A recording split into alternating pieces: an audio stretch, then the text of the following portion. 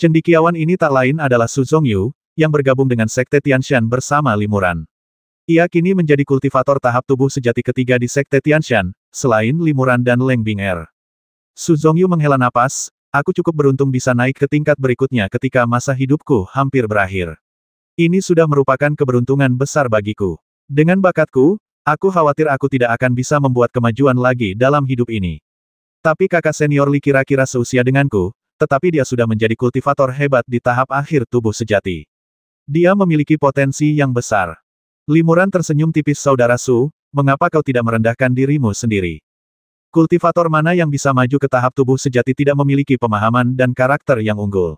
Lagi pula, di tahap tubuh sejati, bakat tidak lagi begitu penting. Kunci keberhasilanmu adalah metode kultivasi dan kekuatan supernatural, serta peluang yang kau temui. Kebetulan aku memiliki beberapa metode kultivasi Konfusianisme, yang dianggap sebagai salah satu metode kultivasi tingkat atas di dunia ini. Mungkin metode-metode itu bisa memberimu referensi. Su Zongyu sangat gembira terima kasih, kakak senior Li. Kalau kakak senior Li bisa menggambarkannya sebagai teknik tingkat tinggi, pasti sangat mendalam. Pada saat ini, banyak kultivator dari Sekte Tianshan tiba satu demi satu, dan suasananya sangat ramai. Dalam buku tersebut, Yu memperkenalkan beberapa tetua tingkat Dharma dan beberapa bintang baru Sekte Tianshan yang menjanjikan kepada Limuran. Limuran menyemangati semua orang dengan beberapa patah kata, lalu, dikelilingi para biksu, ia datang ke aula utama Sekte Tianshan. Limuran meninggalkan batu giok itu di dalam buku dan bertanya, apakah ada sesuatu yang besar terjadi dalam lebih dari 100 tahun sejak saya meninggalkan sekte ini? Su Zongyu berkata, ada dua peristiwa besar. Yang pertama adalah hilangnya 1 juta manusia di kota Liangzhou dalam semalam, yang menyebabkan kepanikan luar biasa. Kami terpaksa muncul di antara mereka dan mengajarkan Dao untuk menenangkan hati mereka. Untungnya, lebih dari 100 tahun telah berlalu sejak kejadian ini, dan masyarakat perlahan-lahan mulai tenang. Tidak ada masalah lagi sekarang. Kami telah melaporkan masalah ini kepada saudara senior Li. Beliau menginstruksikan kami untuk menjaga sekte dengan ketat dan memberitahu sekte-sekte lain di aliansi kultivasi abadi wilayah barat agar waspada terhadap serangan diam-diam dari kekuatan Ibel. Namun, tidak ada gangguan selanjutnya. Kudengar kakak senior Li, demi membalas dendam atas kebencian besar ini, membasmi para kultivator hebat dari 5 sekte Ibel besar satu persatu. Sungguh memuaskan. Dunia kultivasi abadi wilayah barat pernah diserbu oleh sekte-sekte Ibel dan membenci 5 sekte Ibel besar hingga ke akar-akarnya. Setelah mendengar hal ini, mereka memuja kakak senior Li sebagai dewa. Ke-17 penjahat itu memang telah ditangkap dan dieksekusi satu persatu. Limuran mengangguk kecil. Sekarang, 5 sekte Ibel utama pada dasarnya telah hancur, dan para kultivator Ibel di bumi tengah telah diranisasi oleh pribadi sejati ini. Selama pribadi sejati ini ada di sini, para kultivator Ibel di bumi tengah tidak akan pernah lagi menyerang dunia kultivasi abadi wilayah barat. Apa peristiwa besar kedua yang disebutkan oleh saudara muda Su? Yuhan tersenyum sambil berkata, masalahnya sebenarnya sudah selesai. Master Kuchang, satu-satunya kultivator hebat di dunia kultivasi abadi wilayah barat, juga merupakan pemimpin nominal aliansi kultivasi abadi wilayah barat. Master Kuchang adalah seorang biksu Buddha yang awalnya meremehkan kekuatan sekte. Namun, konon lebih dari 100 tahun yang lalu, beliau mencoba mencapai tahap Yuan Shen tetapi gagal, dan karena tidak ada harapan untuk naik, beliau menjadi putus asa dan justru tertarik pada urusan sekte. Di bawah pengaruh Master Kuchang, berbagai sekte Buddha telah menjadi kekuatan terdepan dalam dunia kultivasi abadi wilayah barat. Lebih lanjut, bahkan di dunia sekuler 100 kerajaan wilayah barat, hampir semua orang telah meyakini prinsip-prinsip mendalam Buddhisme. Mereka bahkan memuja biksu Buddha yang relatif kecil sebagai guru negara. Saat ini, di setiap 100 kerajaan wilayah barat, terdapat beberapa kuil dalam radius 100 mil. Limuran berkata, tujuan agama Buddha adalah menyelamatkan semua makhluk hidup. Wajar jika guru Kuchang melakukan hal ini. Secara umum, prinsip-prinsip mendalam agama Buddha adalah membimbing orang untuk menjadi baik. Selama kita tidak terlalu percaya tahayul dan melakukan sesuatu yang absurd, tidak ada yang salah dengan itu. Su Zongyu mengerutkan kening dan berkata, kalau hanya itu, tidak apa-apa. Tapi guru Kuchang sebenarnya menggunakan alasan mempromosikan agama Buddha untuk menelan semua sekte lain di dunia kultivasi abadi wilayah barat satu persatu. Faktanya, sebagian besar sekte sekarang berafiliasi dengan guru Kuchang, dan apa yang disebut aliansi kultivasi abadi wilayah barat hanyalah opini sepihak guru Kuchang. Sekte Tianshan kami menganut semua jalur. Meskipun ada beberapa biksu Buddha di dalam sekte ini, mayoritas sekte ini menganut Tao. Oleh karena itu, Master Kuchang juga ingin mengubah dan mengakomodasi sekte Tianshan, dan kami telah menanggung banyak tekanan. Terutama selama 100 tahun ketika kakak senior Li menghilang dari dunia kultivasi abadi, rumor menyebar bahwa beliau telah tewas bersama para ibel besar itu. Guru Kucang memberikan tekanan yang cukup besar pada sekte kami. Untungnya, kami semua tahu saat itu bahwa kakak senior Li telah selamat, dan kakak senior Leng, permaisuri Kaisar Utara, juga memimpin sekte ini, sehingga kami dapat mempertahankan pijakan di aliansi kultivasi abadi wilayah barat. Namun, sejak kakak senior Li kembali ke dunia kultivasi abadi dan memamerkan kehebatannya, menyatukan kultivasi ibel di dataran tengah, reputasinya telah menyebar ke wilayah barat kultivasi abadi. Master Kucang, setelah mengetahui bahwa kakak senior Li telah kembali ke dunia kultivasi abadi dan begitu kuat, tidak lagi memberikan tekanan apapun kepada sekte kami. Setelah mendengar ini, Li Muran pada dasarnya mengerti apa yang sedang terjadi. Begitu, Li Muran mengangguk. Sepertinya aliansi kultivasi abadi wilayah barat masih sangat berpengaruh. Aku perlu mengunjungi Master Kucang ini. Su Zongyu sedikit terkejut dan menasihati, Saudara Li, jangan impulsif. Meskipun Guru Kucang berdedikasi untuk memajukan agama Buddha, beliau tidak menyebabkan kerugian besar bagi sekte kita. Tidak perlu merusak keharmonisan. Li Muran tersenyum dan berkata, adik muda Su, kau terlalu khawatir. Aku akan mengunjungi Guru Kucang untuk membahas sesuatu yang penting, bukan untuk menyelesaikan dendam masa lalu yang remeh. Su Zongyu menghela napas lega dan berkata, maafkan saya atas kecerobohan saya, saudara senior. Saya sudah beberapa kali bertemu dengan Guru Kucang, dan beliau tidak sombong, lebih seperti biksu yang rendah hati dan sopan. Sebagian besar sekte di dunia kultivasi wilayah barat terikat padanya, sebagian karena mereka mengikuti arus demi mempertahankan diri, tetapi juga karena mereka sungguh-sungguh tunduk kepada Guru Kucang. Li Muran mengangguk dan berkata, kakak senior Su, mohon beritahu saya sebelumnya bahwa saya akan mengunjungi Guru Kucang bulan ini. Ya, Suyu setuju. Haruskah sekte kita mengirim sekelompok biksu elit untuk mengikuti kakak senior Li? Li Muran menggelengkan kepalanya. Tidak perlu mengerahkan pasukan sebesar itu. Aku bisa pergi sendiri. Selama waktu ini, aku akan tinggal di sekte dan membimbing generasi muda dalam kultivasi mereka. Saudara muda Su, tolong atur agar aku memilih 1000 kultivator tingkat rendah dengan bakat, pemahaman, dan karakter yang tinggi. Mereka bisa berada di tahap Kimai atau tahap Senyu. Aku berniat merekrut banyak murid. Su Zongyu terkejut. Saudara Li mau menerima 1000 murid. Bukankah itu terlalu banyak? Saudara Li pernah berkata, dalam hal menerima murid, lebih baik sedikit daripada terlalu sedikit. Li Muran belum pernah merekrut murid pribadi di sekte Tianshan sebelumnya, tetapi sekarang ia akhirnya akan merekrut murid. Tak disangka, ia akan merekrut 1000 murid sekaligus. Li Muran tiba-tiba menghela napas dan berkata, aku punya niat lain. Sejujurnya, dalam 100 atau 200 tahun, dunia kultivasi abadi akan dilanda bencana besar. Jika kita berhasil mencegah bencana itu akan menjadi yang terbaik. Namun, jika kita berakhir dengan banyak korban, kemungkinan besar kita akan kehilangan banyak kultivator tingkat tinggi.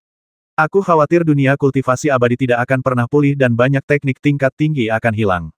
Oleh karena itu, aku ingin merekrut murid dan mengajari mereka teknik yang sesuai, berharap mereka dapat meneruskan warisan dunia kultivasi abadi. Bencana besar, wajah Suyu berubah. Bencana macam apa? Bahkan kakak senior Li pun begitu khawatir. Li Muran secara singkat menceritakan kepada Su Zongyu tentang wabah serangga di Laut Selatan. Suyu bahkan lebih terkejut ketika mendengar ini. Sungguh konyol bahwa kita, yang tinggal di daerah terpencil, bahkan tidak tahu tentang peristiwa besar yang terjadi di dunia kultivasi abadi. Jika saatnya tiba, aku pasti akan mengikuti kakak senior Li ke Laut Selatan untuk melawan wabah serangga bersama-sama. Li Muran mengangguk dan berkata, bukan hanya saudara muda Su, tetapi juga kekuatan lain di dunia kultivasi wilayah barat, saya akan berusaha sebaik mungkin untuk mengumpulkan mereka. Pada saat yang sama, saya juga ingin meninggalkan jalan keluar, jadi saya akan merekrut banyak murid dan meninggalkan beberapa keterampilan untuk diwariskan. Su Zongyu memahami maksud Li Muran dan berkata, tapi bukankah 1000 murid terlalu banyak? Apakah kakak senior Li punya cukup waktu untuk membimbing mereka? Li Muran berkata, kali ini, aku akan menerima 1 murid setiap hari, dan 1000 murid setiap 1000 hari. Setiap hari, aku akan bertemu dengan 3 kultivator tingkat rendah yang berpotensi, memilih salah satu dari mereka sebagai muridku, mewariskan keahlianku kepada mereka, dan menghabiskan seharian penuh mengajari mereka seni kultivasi. Inilah yang disebut murid 1 hari. Dalam beberapa tahun, aku akan dapat menerima 1000 murid dan mewariskan sejumlah besar keahlian tingkat tinggi. Di masa depan, beberapa dari murid-murid ini mungkin akan menjadi pilar dunia kultivasi abadi. Aku, Sang Abadi, telah mampu berkultivasi hingga tingkatanku saat ini berkat kemakmuran berbagai sekte, baik besar maupun kecil, di seluruh dunia kultivasi abadi. Jika bukan karena sebuah sekte kecil di Xinjiang Selatan, aku mungkin takkan mampu mensucikan pencerahanku. Jika bukan karena sekte Tianshan, aku takkan mampu mencapai tahap pengembaraan ilahi. Tanpa dunia kultivasi abadi Laut Selatan, aku takkan mampu mencapai tahap citra dharma. Selama ratusan tahun, meskipun perjalananku di dunia kultivasi abadi penuh dengan pasang surut, aku bersyukur kepada semua dunia kultivasi abadi karena mampu mencapai titik ini. Aku tak ingin dunia kultivasi abadi merosot akibat bencana. 1000 hari, 1000 murid, hanyalah sebuah harapan untuk meninggalkan secercah api bagi dunia kultivasi abadi. Alasan saya menerima murid dari Sekte Tianshan adalah karena saya adalah Master Sekte, dan saya memiliki beberapa motif egois. Kebanyakan murid yang saya terima adalah praktisi dari Sekte Tianshan atau akan bergabung dengan Sekte Tianshan karena alasan ini. Namun, jika mereka tidak mau bergabung dengan Sekte Tianshan, saya tidak akan memaksa mereka. Su Zongyu mengangguk dan berkata, kakak senior Li punya niat baik. Saya akan berusaha sebaik mungkin membantu Anda memilih murid. Untuk menemukan begitu banyak talenta muda yang menjanjikan, para kultivator sekte kita saja masih jauh dari cukup. Kita juga perlu merekrut banyak kultivator independen dan kultivator dari sekte lain. Saya akan mengumumkan hal ini kepada dunia. Saya yakin dengan reputasi kakak senior Li saat ini, akan banyak orang yang akan merespons.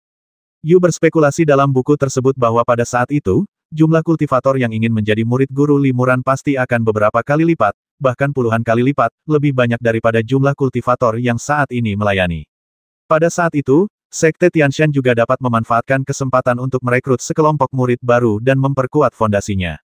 Beberapa hari kemudian, Sekte Tianshan mengumumkan daftar 1000 hari, 1000 murid, yang menjanjikan para kultivator tingkat rendah kesempatan untuk menjadi murid 1 hari dari kultivator agung limuran dan menerima pelatihan pribadinya.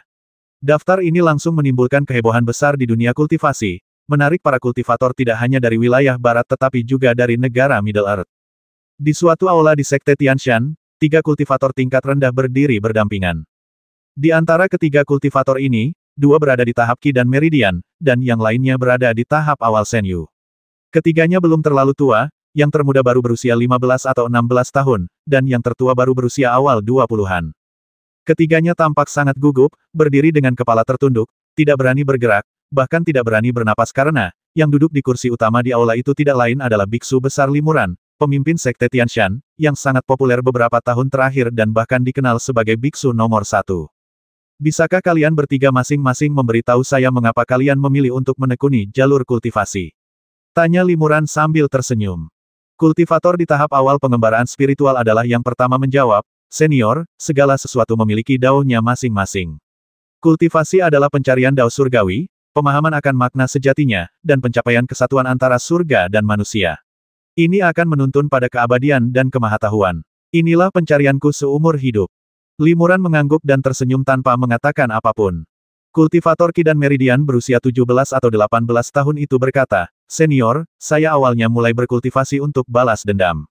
Saya lahir dari keluarga fana. Dulu kami berkecukupan, tetapi kami dianiaya oleh pejabat korup, yang menyebabkan keluarga kami jatuh miskin. Orang tua saya meninggal karena depresi karenanya. Secara kebetulan, saya cukup beruntung untuk memasuki dunia kultivasi abadi dan mampu membasmi para pejabat korup dan membalaskan dendam orang tua saya. Saya masih ingin terus meningkatkan kultivasi saya karena terlalu banyak ketidakadilan di dunia ini. Hanya dengan meningkatkan kekuatan saya sendiri, saya dapat melenyapkan kejahatan dan mempertahankan jalan. Limuran mengangguk lagi, masih tanpa berkomentar. Pemuda ketiga, yang baru berusia 15 atau 16 tahun, berkata dengan malu-malu, saya berasal dari keluarga kultivator abadi. Saya berkultivasi untuk menyegarkan keluarga saya. Limuran mengangguk sambil tersenyum, telah membuat keputusan dalam benaknya. Ia menunjuk pemuda terakhir dan berkata, kau Ting Mahadewa di sini. Aku akan menerimamu sebagai muridku selama sehari. Sedangkan 2 teman lainnya, bakat dan kepribadian mereka juga bagus, tapi aku tidak punya cukup waktu untuk mengajari mereka satu persatu, jadi aku hanya bisa mengajari kalian berdua beberapa keterampilan. Seberapa banyak yang bisa kau pahami di masa depan tergantung pada keberuntunganmu sendiri. Terima kasih, senior. Meskipun keduanya sedikit kecewa, setidaknya perjalanan mereka tidak sia-sia. Kedua pria itu masing-masing diberi seperangkat keterampilan dan kemudian meninggalkan aula. Pemuda itu segera membungkuk hormat kepada Limuran dan berkata, terima kasih, guru. Dia masih agak bingung mengapa sang guru memilih murid ini. Apakah karena dia yang termuda? Limuran menggelengkan kepalanya. Bukan begitu. Kalian bertiga punya bakat dan potensi yang sama. Entah itu untuk mengejar Dao Agung, untuk membalas dendam demi keadilan, atau untuk mensejahterakan keluarga kalian, tidak ada yang salah dengan itu. Tidak ada benar atau salah dalam semua itu. Namun, aku memilihmu karena alasan lain. Jika mereka mencapai pencerahan, itu hanya akan menguntungkan satu orang. Namun, berbeda denganmu. Jika kau mencapai pencerahan, seluruh keluargamu akan sangat terbantu. Aku merekrut banyak murid untuk menyebarkan api kultivasi, jadi lebih baik satu keluarga mencapai pencerahan daripada satu orang mencapai pencerahan. Jadi begitulah. Pemuda itu tiba-tiba menyadari. Limuran mengganti topik. Aku hanya punya 1 hari untuk membimbingmu, jadi aku tidak akan membuang waktu lagi untuk omong kosong ini. Pertama, izinkan aku memeriksa dengan saksama sifat cahaya ilahi dan karaktermu untuk melihat teknik mana yang paling cocok untukmu praktikkan. Sehari kemudian, pemuda itu berpamitan dan pergi. Ia berlutut dan membungkuk kepada Limuran, sambil berkata dengan hormat sekali, "Guru, tetap ayah." "Guru, saya tidak akan pernah melupakan kebaikan Anda." Limuran berkata sambil tersenyum, "Berlatihlah dengan baik dan jangan berbuat jahat. Kultivasi macam apa yang bisa kau capai di masa depan bergantung pada keberuntunganmu sendiri." Pemuda itu kemudian meninggalkan aula. Ia bersikeras untuk kembali ke keluarganya dan tidak mau bergabung dengan Sekte Tianshan. Limuran tidak memaksanya dan membiarkannya memilih sendiri. Kemudian, 3 kultivator tingkat rendah datang ke aula untuk memberi penghormatan kepada Limuran. Beberapa bulan kemudian, Limuran datang ke Sekte Tanah Suci. Sekte Tanah Suci adalah sebuah sekte Buddha di dunia kultivasi abadi wilayah barat. Dalam arti tertentu, sekte ini juga merupakan sekte nomor 1 di wilayah barat saat ini. Biksu Agung Master Kuchang yang memimpin sekte tersebut adalah pemimpin aliansi kultivasi abadi wilayah barat. Limuran telah memberitahu Guru Kuchang sebelum kunjungannya ke Sekte Tanah Suci. Maka, ketika beliau tiba, Guru Kuchang sudah datang untuk menyambutnya bersama ratusan biksu, sebuah upacara yang dianggap sangat megah. Banyak kultivator tahap tubuh sejati lainnya dari dunia kultivasi wilayah barat juga datang ke Sekte Tanah Suci, berharap untuk mengambil kesempatan ini untuk merasakan keanggunan kultivator nomor 1 saat ini. Limuran bertemu dengan Master Kuchang, seorang biksu tua berambut putih keriput dengan alis putih miring dan sikap yang lemah. Jika bukan karena auranya yang tak terduga dan sesekali kilatan di matanya, akan sulit untuk mengatakan bahwa ia seorang biksu agung, bukan biksu tua biasa. Setelah upacara yang meriah, Limuran, Master Kuchang dan para kultivator tahap tubuh sejati lainnya berkumpul di aula untuk membahas hal-hal penting. "Tuan Li, apa tujuan kunjungan Anda kali ini?" tanya Guru Kuchang. "Saya punya masalah penting untuk dibicarakan dengan Guru," kata Limuran. "Oh," Master Kuchang sedikit terkejut. Ia tersenyum, menatap Limuran penuh arti, dan berkata, "Kupikir Dermawan Li ada di sini untuk membangun reputasinya dan menjadi pemimpin dunia kultivasi abadi wilayah barat." Limuran mengerutkan kening. "Aku tidak bermaksud begitu." "Benarkah?" Guru Kuchang skeptis. "Kita semua sudah mendengar sedikit tentang pencapaian hebat Donor Li di dunia abadi dataran tengah. Baik para kultivator lurus maupun ibel di dataran tengah diam-diam menyebarkan berita bahwa Donor Li adalah kultivator nomor 1 dunia. Sekarang Donor Li telah kembali ke dunia abadi wilayah barat. Sebagai kultivator nomor 1, bagaimana mungkin dia kalah dari biksu tua ini?" Limuran tersenyum tipis. "Dari segi senioritas, ketika saya masih seorang kultivator junior, Guru Kuchang sudah menjadi kultivator hebat di tahap akhir tubuh sejati. Guru selalu rendah hati, tetapi beliau telah memenangkan dukungan rakyat. Saya yakin dan mendukung beliau sebagai pemimpin aliansi kultivasi abadi wilayah barat." Master Kuchang, menyadari ketulusan dan tanpa sarkasme Limuran, mengangguk. "Jadi, Donor Li tidak seperti yang kukira. Donor Li telah mencapai begitu banyak hal di dunia tengah, dan dulu kupikir dia sombong dan arogan. Tapi setelah bertemu dengannya hari ini, aku mendapati dia rendah hati dan ramah, sangat berbeda dari rumor yang beredar. Aku ingin tahu, hal-hal hebat apa yang telah terjadi pada Donor Li." Limuran berkata dengan sungguh-sungguh, "Dalam 100 atau 200 tahun, dunia kultivasi abadi akan dilanda bencana. Penyebab bencana ini adalah kemunculan serangga ibel yang mengerikan dan lubang cacing di dunia kultivasi abadi di Laut Selatan." Limuran secara singkat menceritakan wabah serangga di Laut Selatan. Mendengar hal itu, Master Kuching dan yang lainnya menjadi serius. Ini memang masalah besar. Pantas saja Donor Li berkeliaran dan mengumpulkan kekuatan dari segala penjuru. "Bagus. Aku sempat salah paham sebelumnya, tolong jangan salahkan Donor Li," kata Master Kuchang, lalu memberikan penghormatan Buddha kepada Limuran. Limuran membalas salam, "Guru, Anda sangat sopan. Saya ingin tahu apakah Anda dan rekan-rekan Taois Anda berpikir bahwa komunitas kultivasi abadi wilayah barat harus mengumpulkan para kultivator tingkat tinggi dan pergi ke Laut Selatan untuk melawan wabah serangga bersama-sama. Tentu saja harus. Jawab Guru Kucang tanpa ragu, hanya saja. Limuran melihat Guru Kucang tampak gelisah dan bertanya, Guru Kucang, apakah Anda punya rahasia? Guru Kucang mendesah pelan dan berkata, sejujurnya, saya hanya punya beberapa dekade lagi untuk hidup. Saat wabah serangga besar, saya meninggal dunia dan tidak bisa ikut serta. Apa yang harus kita lakukan? Limuran mengerutkan kening. Selama bertahun-tahun, dunia kultivasi abadi wilayah barat selalu dipimpin oleh Master Kucang.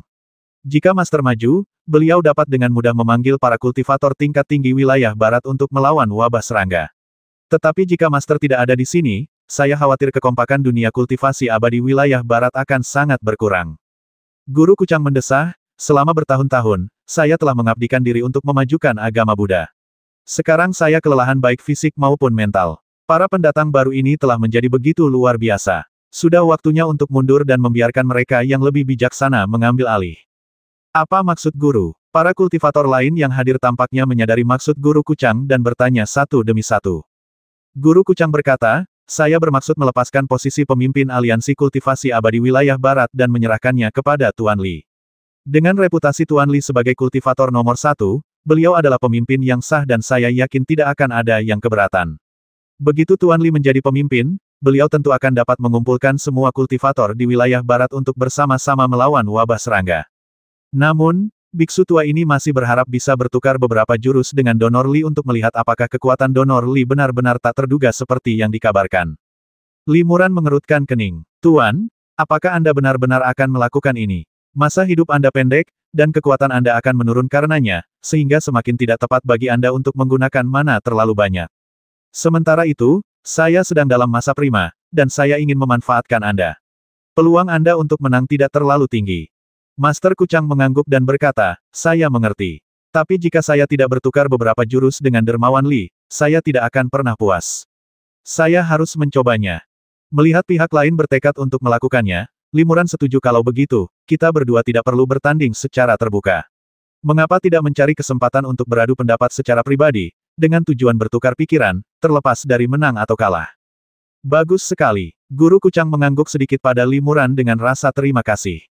Limuran tidak ingin mengalahkan Master Kucang di depan semua orang karena dia menghormati kualifikasinya dan tidak ingin merusak reputasinya di depan orang lain. Sehari kemudian, Limuran dan Master Kucang keduanya keluar dari ruang pelatihan.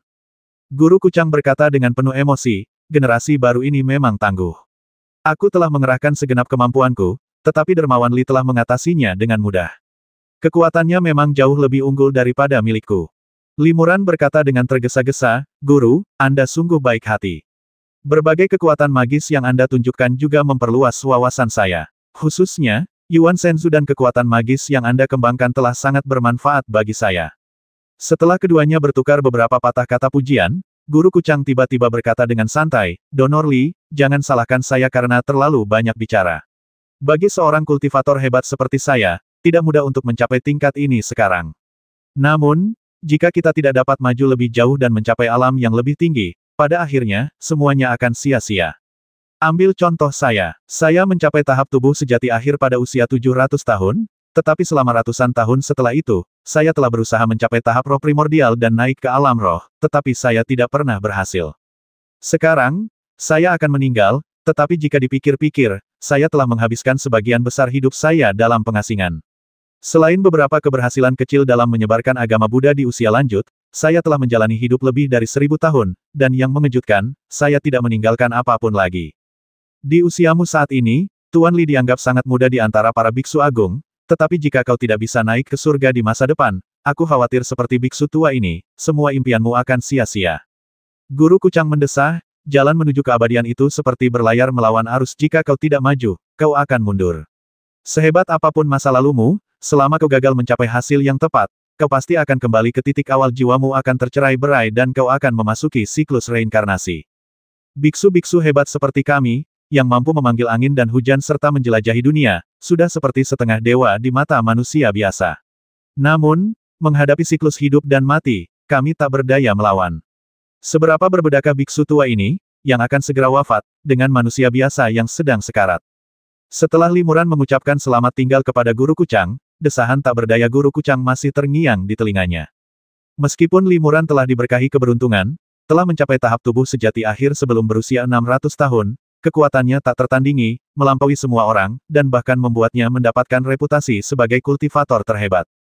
Namun, jika ia tidak dapat naik ke alam roh, ia tidak akan dapat bersatu kembali dengan Peri Qianhuan, memaksanya menunggu 1000 tahun dengan sia-sia untuk kekasihnya. Mengesampingkan cinta yang masih tersisa, jika ratusan tahun dari sekarang, umur Limuran akan segera berakhir dan kenaikannya sia-sia, akankah ia, seperti Guru Kucang hari ini, meratapi tahun-tahun yang terbuang sia-sia, kehidupan yang biasa-biasa saja yang akhirnya berubah menjadi mimpi kosong. Setelah suku Ibel Laut Cina Timur tamat, aku masih perlu mengumpulkan beberapa mata air spiritual dan benda-benda spiritual lainnya, meletakkannya di Gua Langhuan, lalu berlatih menyendiri dan perlahan-lahan meningkatkan kultivasiku, gumam Limuran dalam hati. Demi menyatukan para pembudidaya dari seluruh dunia guna melawan wabah serangga, dia telah berlarian, menghabiskan banyak waktu dan tenaga, dan bahkan telah menunjukkan kekuatannya beberapa kali dan menggunakan banyak energi sejati. Saat ini, Muli bertanggung jawab atas dunia kultivasi Northern Chill. Ia telah menyatukan para kultivator Ibel dari dunia kultivasi Central Earth, dan para kultivator Saleh dari Central Earth bersedia mengirimkan pasukan. Di dunia kultivasi wilayah Barat, ia telah menggantikan Master Kucang sebagai pemimpin aliansi kultivasi wilayah Barat, sehingga secara alami mampu memobilisasi kekuatan dunia kultivasi wilayah Barat di perbatasan selatan. Yunbian Sanren maju untuk meminta bantuan dan di Laut Langit Selatan, Istana Dewa Gu juga bertanggung jawab. Melihat dunia, hanya dunia kultivasi Laut Timur yang belum menunjukkan posisinya. Meskipun ras manusia di dunia kultivasi abadi Laut Cina Timur lemah, bahkan tanpa satupun kultivator tahap tubuh sejati, ras Ibel sangat kuat, dengan banyak kultivator Ibel yang telah bertransformasi ke tahap tubuh sejati dan leluhur Ibel Agung di tahap tubuh sejati akhir. Mereka juga merupakan kekuatan yang tidak boleh diremehkan. Namun, bagaimanapun juga, suku Ibel adalah ras alien, dan Limuran tidak sepenuhnya yakin apakah bujukannya akan berhasil. Sebelum pergi ke suku Ibel di Laut Cina Timur, ia harus mempersiapkan beberapa hal terlebih dahulu. Beberapa tahun kemudian, rencana 1000 hari, 1000 murid Limuran berhasil diselesaikan, dan dunia kultivasi abadi wilayah Barat sangat stabil dan damai. Suatu hari, Limuran memberitahu Su Zongyu dan meninggalkan Sekte Tianshan untuk sementara waktu. Tidak lama kemudian, Limuran muncul di antara klan pasir di dasar gurun kematian. Ada beberapa tetua di suku Sa yang mengenali Limuran dan mengetahui tentang kesepakatan yang dibuat tetua agung itu dengan Limuran. Pada saat itu, Tetua Agung Klan Pasir memberitahu Limuran tentang jiwa leluhur dan setuju bahwa Limuran dapat memperoleh jiwa leluhur, tetapi ia juga harus kembali ke Klan Pasir dan membawa beberapa manfaat bagi Klan Sa. Limuran berkata, berdasarkan kitab suci peninggalan leluhur Klan Pasir, saya memang mendapatkan apa yang disebut roh leluhur di wilayah Nanyang. Namun, roh leluhur itu ternyata adalah mata dewa, dan secara tak terduga diserap dan disempurnakan oleh saya. Sekarang mustahil bagi saya untuk menghancurkan mata dewa itu dan memberikannya kepada Klan Pasir. Namun karena takdir ini, aku bersedia membantu Klan Pasir. Pertama, aku bisa menggunakan mata dewa ini untuk mengaktifkan cahaya dewa bagi murid-murid muda Klan Pasir. Dengan kultivasi dan kekuatan magisku saat ini, cahaya dewa yang bisa kuaktifkan seharusnya berkualitas baik, bahkan bisa sebanding dengan cahaya bawaan biasa. Terima kasih, Senior Li. Para tetua Klan Pasir sangat gembira mendengar ini. Klan Pasir hanya memiliki sedikit kultivator, dengan hanya satu yang mencapai tingkat cahaya bawaan yang muncul setiap beberapa ratus tahun. Jika, berkat Limuran, klan tiba-tiba memiliki lebih dari selusin kultivator yang mendekati tingkat cahaya bawaan, ini pasti akan menjadi keuntungan besar bagi perkembangan Klan Pasir. Limuran melanjutkan, kedua, jika kau tidak ingin lagi bersembunyi di bawah pasir kuning, kau juga bisa mendirikan sekte di dunia luar. Aku jamin selama aku dan Sekte Tianshan masih ada, tak seorang pun akan berani memperlakukanmu sebagai alien dan menyakitimu. Tentu saja, jika kau bersikeras tinggal di sini, aku tidak akan memaksamu. Aku akan merahasiakan urusan Klan Pasir dan tidak akan memberitahu siapapun. Ketika para tetua mendengar hal ini, ada yang sangat terkejut, ada yang tetap tenang, dan lebih banyak lagi yang menunjukkan keraguan. Tetua Agung suku Pasir saat ini berkata, poin kedua yang Anda sebutkan sangat penting bagi suku kami. Kami masih ragu saat ini. Bisakah Anda tinggal bersama kami selama 1 atau 2 hari? Kami perlu mengumpulkan semua anggota suku untuk membahas masalah ini dengan saksama. Limuran mengangguk. Aku bisa memberimu waktu 3 hari untuk menunggu. Setelah 3 hari, berikan aku jawaban yang jelas. Selama 3 hari ini, aku bisa mengajarimu kekuatan magis yang disebut teknik jimat pasir. Teknik jimat pasir ini cukup misterius, tapi aku belum menghabiskan terlalu banyak waktu untuk mempelajarinya. Aku berharap bisa menyebarkannya ke seluruh klan pasir. Teknik jimat pasir diperoleh dari salah satu dari 10.000 buku klasik di surga Gua Langhuan. Ketika Limuran melihat teknik jimat pasir, ia langsung teringat klan pasir dan sudah lama berniat mewariskannya kepada klan pasir. 3 hari kemudian, tetua klan pasir memberitahu Limuran bahwa sebagian besar orang di klan pasir telah memutuskan untuk tinggal di sini dan tidak mau pergi ke dunia luar. Limuran tidak terkejut. Kebanyakan orang enggan mengubah lingkungan mereka dengan mudah.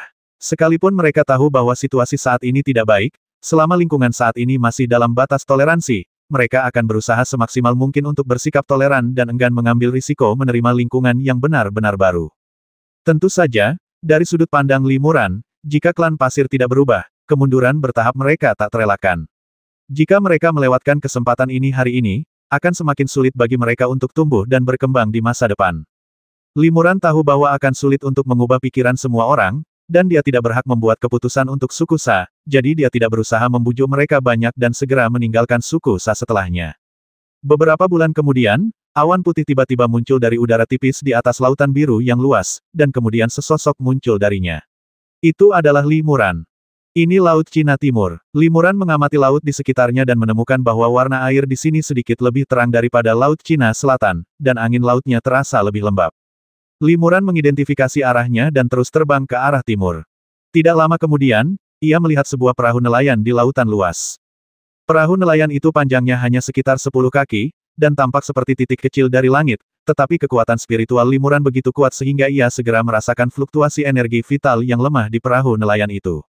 Karena ada fluktuasi energi vital, itu berarti dia seorang kultivator. Meskipun tingkat kultivasi lawannya rendah, dia tetap bisa mendapatkan beberapa informasi berguna di sini. Kemudian, lampu pelarian Limuran menghilang dan dia tiba-tiba mendarat di dek perahu nelayan.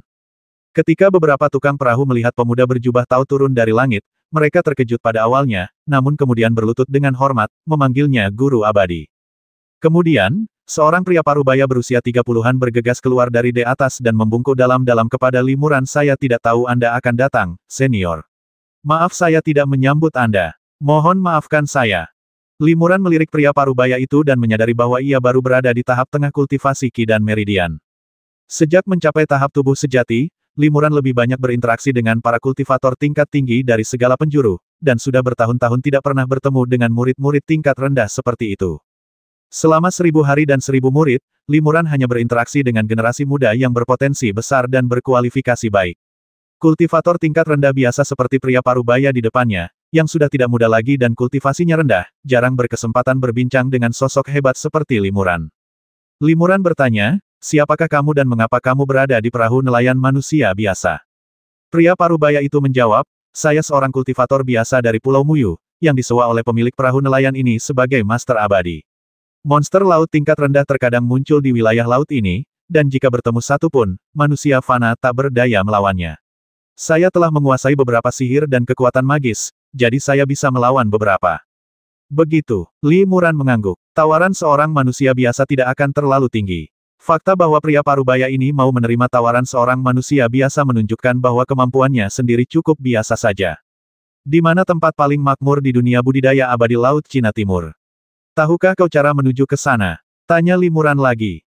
Senior, Anda sedang membicarakan Pulau Jiyun. Konon, banyak guru di periode fase Dharma tinggal di sana. Namun, Pulau Jiyun berjarak ribuan mil dari sini, dan saya tidak tahu apakah ada susunan teleportasi di dekat sini yang bisa mengarah ke Pulau Jiyun. Pria parubaya itu menjawab. 10.000 mil jauhnya. Tidak terlalu jauh. Limuran tersenyum tipis. Setelah menanyakan arah, ia ingin mengeluarkan sebuah senjata ajaib dan memberikannya kepada pria parubaya itu sebagai hadiah terima kasih karena telah menunjukkan jalan kepadanya. Namun, Limuran menggeledah petinya beberapa saat dan tidak menemukan senjata sihir yang layak. Karena harta karun yang dibawanya, bahkan yang tidak bisa digunakan, semuanya adalah senjata sihir berkualitas tinggi. Sungguh, tidak ada senjata sihir tingkat rendah. Sedangkan untuk batu roh, ia hanya memiliki batu roh tingkat tinggi. Batu roh tingkat menengah dan rendah tidak ada artinya bagi Limuran, dan ia sudah lama tidak membawanya. Jika Limuran memberi pria parubaya itu batu roh tingkat tinggi atau senjata ajaib, ia pasti bersedia melakukannya. Namun, setelah melakukannya, ia takut pria parubaya itu tidak hanya tidak mendapatkan manfaat apapun, tetapi juga akan membawa bencana yang fatal. Untungnya, masih ada sedikit kertas jimat tingkat menengah yang tersisa. Limuran merenung sejenak, lalu mengeluarkan selembar kertas jimat tingkat menengah, merapal mantra dengan santai, dan menggambar beberapa rune di atasnya, menyelesaikan jimat naga api dalam sekejap. Jimat naga api adalah jimat dari periode pengembaraan ilahi, dan nilainya setara dengan senjata sihir kelas atas. Limuran memberikannya kepada pria paruh baya itu. Pria paruh baya itu mengenali jimat itu dan langsung merasa sangat gembira dan bersyukur. Pria paruh baya itu memperhatikan Limuran menghilang di kejauhan dan bergumam pada dirinya sendiri, senior ini cukup murah hati, tapi sepertinya dia sedang kesulitan keuangan, bahkan tanpa batu roh. Dia bahkan harus berimprovisasi membuat jimat untuk diberikan kepadaku. Dilihat dari gerakannya yang halus dan mudah, kultivasinya pasti sangat tinggi. Mungkinkah dia seorang master di tahap akhir pengembaraan ilahi, atau bahkan fase Dharma? Aksennya agak canggung, dan dia tidak terdengar seperti seorang kultivator lokal. Jauh di angkasa, Limuran telah melemparkan jimat 1000 mil instan, dan dalam sekejap awan putih, dia menghilang di seberang lautan. Tidak lama kemudian, Limuran sampai di Pulau Jiun. Pulau ini memang besar, tetapi jauh lebih kecil daripada pulau besar tempat istana Dewa Nantian Haigu berada. Kekayaan energi langit dan bumi di sini juga sangat rata-rata. Limuran menahan napas, menyembunyikan tingkat kultivasinya, dan terbang ke kota pasar yang paling sibuk. Tak lama kemudian, dia mendapatkan informasi yang diinginkannya dan pergi ke suatu aula. Di aula utama, terdapat susunan teleportasi melingkar berukuran 100 kaki. Susunan teleportasi inilah yang dapat mengarah ke wilayah laut luar. Di dunia kultivasi abadi Laut Cina Timur, area dengan aktivitas manusia terbanyak dikenal sebagai laut dalam. Area yang relatif kecil ini umumnya bebas dari binatang ibel tingkat tinggi. Di sisi lain, laut luar sangat luas dan tak terduga, dan para kultivator ibel tingkat tinggi sering muncul di sana. Namun, banyak kultivator masih mempertaruhkan nyawa mereka untuk pergi ke laut luar, khususnya untuk memburu monster laut dan mendapatkan esensi mereka serta materi ibel lainnya. Penjaga susunan teleportasi adalah dua kultivator tahap awal fase Dharma, dibantu oleh beberapa murid pengembara ilahi. Mereka semua mengenakan pakaian seragam, kemungkinan besar mewakili sebuah sekte di area tersebut. Setelah Limuran memasuki aula, seorang kultivator di tahap pengembaraan ilahi berkata kepadanya, "Tunggu sebentar, senior. Susunan teleportasi sedang diaktifkan. Saya yakin ada kultivator di seberang laut luar yang kembali ke laut dalam." Limuran mengangguk. Susunan teleportasi yang agak besar itu memancarkan bercak-bercak cahaya kemerahan, dan tampak seperti sedang diaktifkan. Sesaat kemudian, kabut putih tiba-tiba bersinar dari formasi tersebut. Cahaya yang menyilaukan itu membuat semua kultivator di aula memejamkan mata. Ketika mereka membuka mata, sudah ada 7 atau 8 kultivator lagi di dalam formasi, hampir semuanya adalah kultivator tahap Dharma. Limuran melirik sekilas ke arah para kultivator tersebut, dan tiba-tiba ekspresinya sedikit berubah. "Ada apa?" Mohon memperhatikan perubahan suasana hati Limuran dan bertanya dengan rasa ingin tahu. Limuran berkata diam-diam, di antara para kultivator itu, ada seorang kultivator perempuan yang agak aneh. Auranya jelas telah disembunyikan dengan cerdik. Kalau aku tidak salah, dia pasti seorang kultivator ibel, dan seorang kultivator ibel yang telah berubah dalam tahap tubuh sejati. Seorang kultivator ibel yang telah berubah, dia datang ke sini dengan menyamar sebagai kultivator manusia, apa tujuannya? Tanya jiwa ibel dengan heran. Aku juga tidak yakin, mari kita tunggu dan lihat saja. Dengan tingkat kultivasinya, dia seharusnya tidak bisa mengetahui identitasku. Kata Limuran. 7 atau 8 biksu dalam susunan teleportasi meninggalkan susunan itu satu demi satu. Seorang tetua fase Dharma yang memimpin susunan teleportasi tiba-tiba menghampiri seorang kultivator wanita berbaju hijau, membungkuk, dan bertanya sambil tersenyum lebar, "Saya tidak mengenali peri ini. Saya penasaran di mana dia berkultivasi. Dia pasti sangat kuat sampai bisa kembali dengan selamat dari lautan lepas." Kultivator perempuan itu tampak sedikit gugup. Ia berkata, "Saya seorang kultivator biasa, jadi tidak heran kalau Anda tidak mengenali saya. Sebenarnya, wilayah laut luar tidak terlalu menakutkan. Kebanyakan monster laut bersembunyi jauh di dalam laut. Selama Anda tidak memprovokasi mereka, umumnya Anda tidak akan berada dalam bahaya." Tetua tahap penampakan Dharma tercengang. Ia hanya mencari alasan untuk mengobrol, bukan untuk membahas bahaya laut lepas. Ia tak punya pilihan selain bertanya lebih langsung, "Saya Liu Yiking dari Sekte Jiun. Bolehkah saya tahu nama Anda, peri?" "Mengapa aku harus memberitahumu?" Kultivator wanita berpakaian hijau itu sedikit mengernyit. Liu Yiking tertegun dan langsung merasa sangat malu. Para biksu di sekitarnya melihat pemandangan ini dan tak kuasa menahan senyum penuh arti. Liu Yiqing tidak punya pilihan selain pergi dengan senyum malu dan tidak terus membuat dirinya sengsara. Petani perempuan berpakaian hijau juga segera meninggalkan aula. Senior, apakah kau akan pergi ke laut lepas? Susunan teleportasi sudah siap digunakan. Seorang kultivator di tahap pengembaraan ilahi datang untuk mengingatkan Limuran. Tidak perlu. Tiba-tiba aku ingat ada beberapa barang yang tersisa. Kembalilah nanti, kata Limuran, lalu bergegas meninggalkan aula. Dia melihat sekilas pembudidaya wanita berpakaian hijau di kejauhan, lalu mengikutinya secara diam-diam. Petani perempuan berpakaian hijau berjalan perlahan di kota pasar, tampaknya tanpa rencana besar apapun.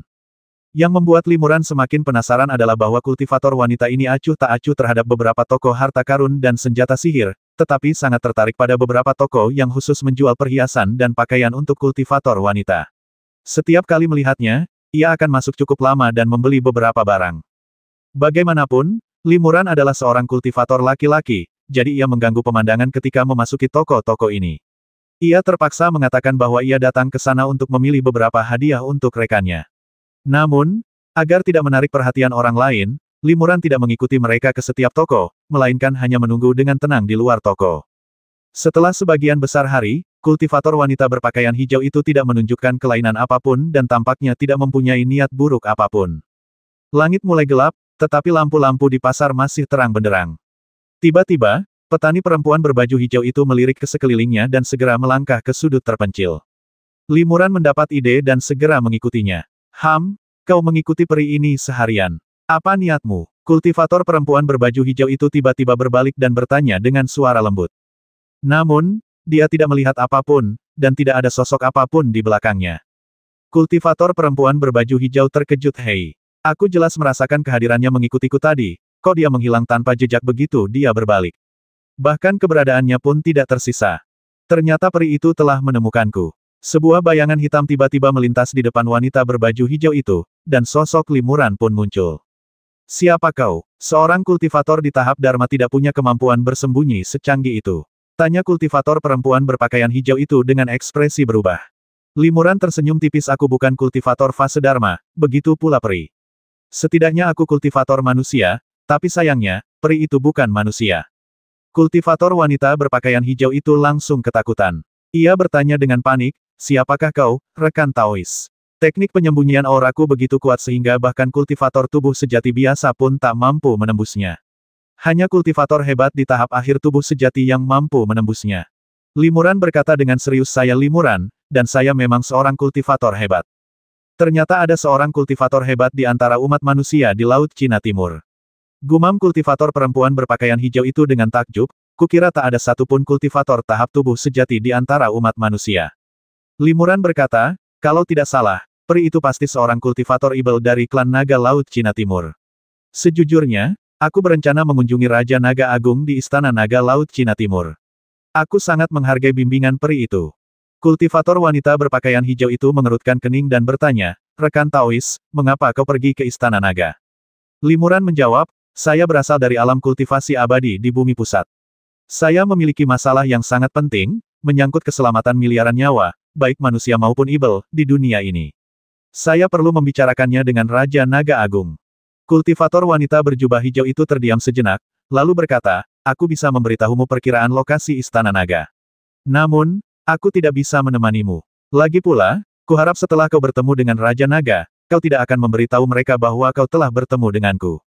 Mengapa demikian? Tanya Limuran penasaran. Kultivator perempuan berpakaian hijau itu sedikit tersipu dan berkata, sejujurnya, peri ini menyelinap keluar dari klan naga, berniat pergi ke dunia kultivasi manusia. Jika Raja-Raja Naga tahu keberadaanku, mereka pasti akan menangkapku dan memenjarakanku di Istana Naga, sehingga aku tidak mungkin bisa pergi. Limuran mengangguk dan berkata, sebagai peri, bepergian di antara umat manusia memang sangat berisiko. Tidak apa-apa di Laut Cina Timur, tetapi jika kau pergi ke Bumi Tengah, jika kau bertemu dengan seorang kultivator tingkat tinggi dengan niat jahat, mereka mungkin akan mengetahui identitasmu dan membasmimu untuk mengambil harta karun di tubuhmu. Kultivator wanita berpakaian hijau itu menunjukkan sedikit rasa malu. Ia berkata, teknik penyembunyian auraku cukup canggih. Selama aku tidak sial bertemu dengan kultivator hebat seperti Li Daoyou, aku tidak akan ketahuan. Limuran menggelengkan kepalanya. Sulit dikatakan. Dunia kultivasi umat manusia memiliki beragam teknik, harta, dan kekuatan magis. Mungkin mereka bisa melihat penyamaran peri itu. Bagaimana kalau begini? Aku akan memberi peri itu sebuah token. Jika peri itu benar-benar dalam bahaya, keluarkan token ini dan laporkan namaku. Jangan ada yang berani mempermalukan peri itu. Kultivator perempuan berpakaian hijau itu mengambil token itu dan bertanya dengan rasa ingin tahu, asalkan kita melaporkan nama rekan Daois kita, kita bisa lolos dari bahaya. Ini berarti rekan Daois Li memiliki status yang sangat tinggi di dunia kultivasi manusia. Limuran tersenyum tipis. Aku punya sedikit reputasi. Para kultivator tingkat tinggi dari sekte baik dan jahat di bumi tengah seharusnya menghargaiku. Terima kasih banyak. Kultivator wanita berpakaian hijau itu menerima token itu dan membungkuk. Kemudian, ia memberitahu Limuran perkiraan lokasi Istana Naga. Wilayah laut luar sangat luas, dan meskipun Limuran telah mengetahui sebelum datang ke sini bahwa Istana Naga berada di suatu tempat di laut luar, informasi itu masih belum akurat dan akan membutuhkan waktu yang cukup lama untuk menemukannya. Sekarang, dengan bimbingan kultivator wanita berpakaian hijau ini, banyak waktu akan terhemat. Limuran hendak mengucapkan terima kasih dan pergi ketika kultivator wanita berpakaian hijau itu tiba-tiba berkata, "Rekan Taois Li, di dalam Istana Naga, ada banyak kultivator ibel yang cukup memusuhi kultivator manusia. Raja Naga kedua, khususnya, memiliki seorang cicit yang dibasmi oleh seorang kultivator manusia ketika ia masih muda.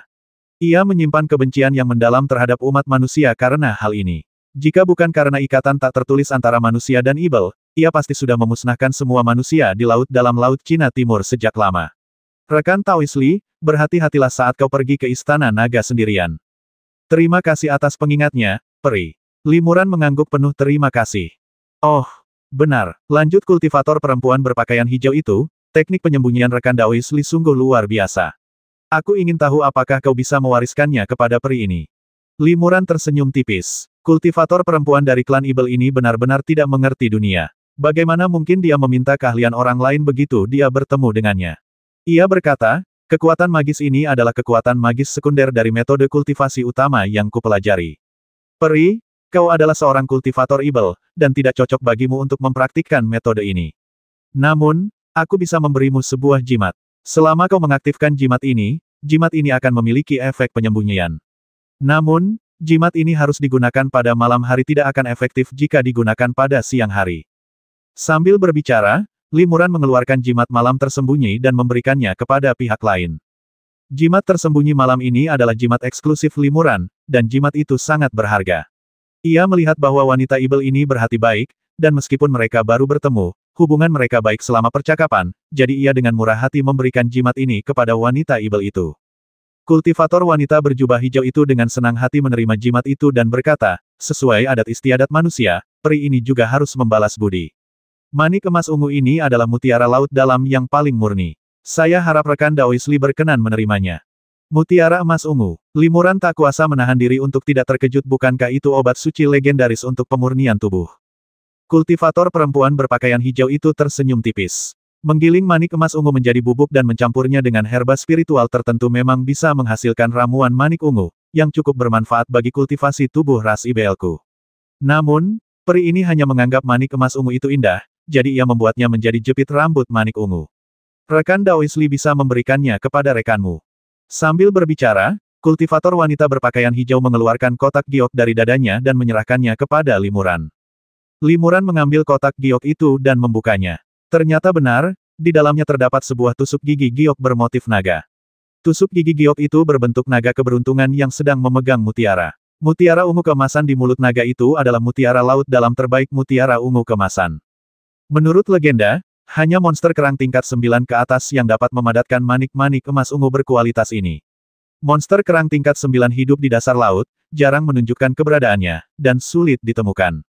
Oleh karena itu, di dunia manusia yang membudidayakan makhluk abadi, manik-manik emas ungu sangat berharga dan dianggap sebagai salah satu harta karun tertinggi. Tanpa diduga, di tangan penyihir wanita ini, manik emas ungu itu justru digunakan untuk membuat sebuah perhiasan. Bahkan Limuran, seorang kultivator hebat, pun terpana dengan keterampilan semacam ini. "Terima kasih, peri," kata Limuran sambil membungkuk. Sebelumnya, ia mengikuti gadis ibel itu ke toko perhiasan khusus kultivator wanita, dan mengaku sedang memilih hadiah untuk rekan kultivasi gandanya, dan gadis ibel itu mungkin mempercayainya. Namun, ketika Limuran melihat jepit rambut mutiara ungu itu, ia merasa jepit rambut itu memang sangat indah. Ia menyimpan jepit rambut giok itu, tetapi tidak melepaskan manik-manik emas ungu yang tertanam di dalamnya untuk digunakan dalam alkimia. Sampai jumpa. Kultivator wanita berbaju hijau itu membungkuk pada Limuran lalu pergi dengan anggun. Limuran memperhatikan pihak lain pergi, dan tidak lama kemudian, dia bergegas ke aula tempat susunan teleportasi berada, dan dengan bantuan susunan teleportasi, dia tiba di wilayah laut luar. Limuran mengikuti petunjuk penyihir itu dan terbang langsung ke suatu tempat di laut terbuka. Saat ia terus menyelam lebih dalam, tidak ada kultivator lain di sekitarnya. Limuran hanya meningkatkan kecepatannya dan berubah menjadi cahaya spiritual redup, melesat menembus awan dengan kecepatan yang sangat tinggi. Kecepatannya begitu tinggi, sehingga jikapun dia bertemu beberapa binatang buas dan burung di jalan, mereka tidak akan mampu menimbulkan masalah baginya dan dia akan melewatinya begitu saja. Tidak lama kemudian, Limuran melihat banyak pulau kecil dengan ukuran berbeda muncul di laut di bawahnya, tersebar seperti bintang di langit. Menurut kultivator wanita dari klan naga, Istana Naga Laut Cina Timur berada di bawah pulau Wansing ini. Limuran memperlambat laju pelariannya dan turun ke puncak salah satu pulau kecil. Limuran melepaskan indera spiritualnya dan menjelajahi sekitarnya. Tak lama kemudian, ia menemukan dua aura kuat sedang terbang menuju tempat ini. Benar-benar tempat ini. Aku baru saja tiba di sini, dan dua kultivator Ibel yang telah bertransformasi dalam tahap tubuh sejati terbang ke sini. Ini menunjukkan bahwa ini adalah tempat penting bagi klan Ibel. Hati Limuran tergerak. Limuran berdiri diam di puncak gunung. Tak lama kemudian, dua sinar cahaya, satu merah dan satu putih, tiba-tiba melesat ke langit dari bawah laut di dekatnya dan berubah menjadi dua kultivator, satu laki-laki dan satu perempuan. Kultivator laki-laki berambut merah keriting, berwajah penuh daging, dan bersisik yang berkilauan api. Ia tampak agak jelek sementara kultivator perempuan berkulit sangat cerah dan juga sangat cantik. Matanya biru langit, rambutnya yang seputih keperakan menjuntai lurus ke pinggang, ia mengenakan gaun istana putih, dan di punggungnya terdapat sepasang sayap putih seperti cangkang kerang. Limuran sekilas mengenali bahwa kultivator pria itu adalah kultivator Ibel klan Jiaolong, dan wanita berambut putih itu sebenarnya adalah Ibel kerang langka.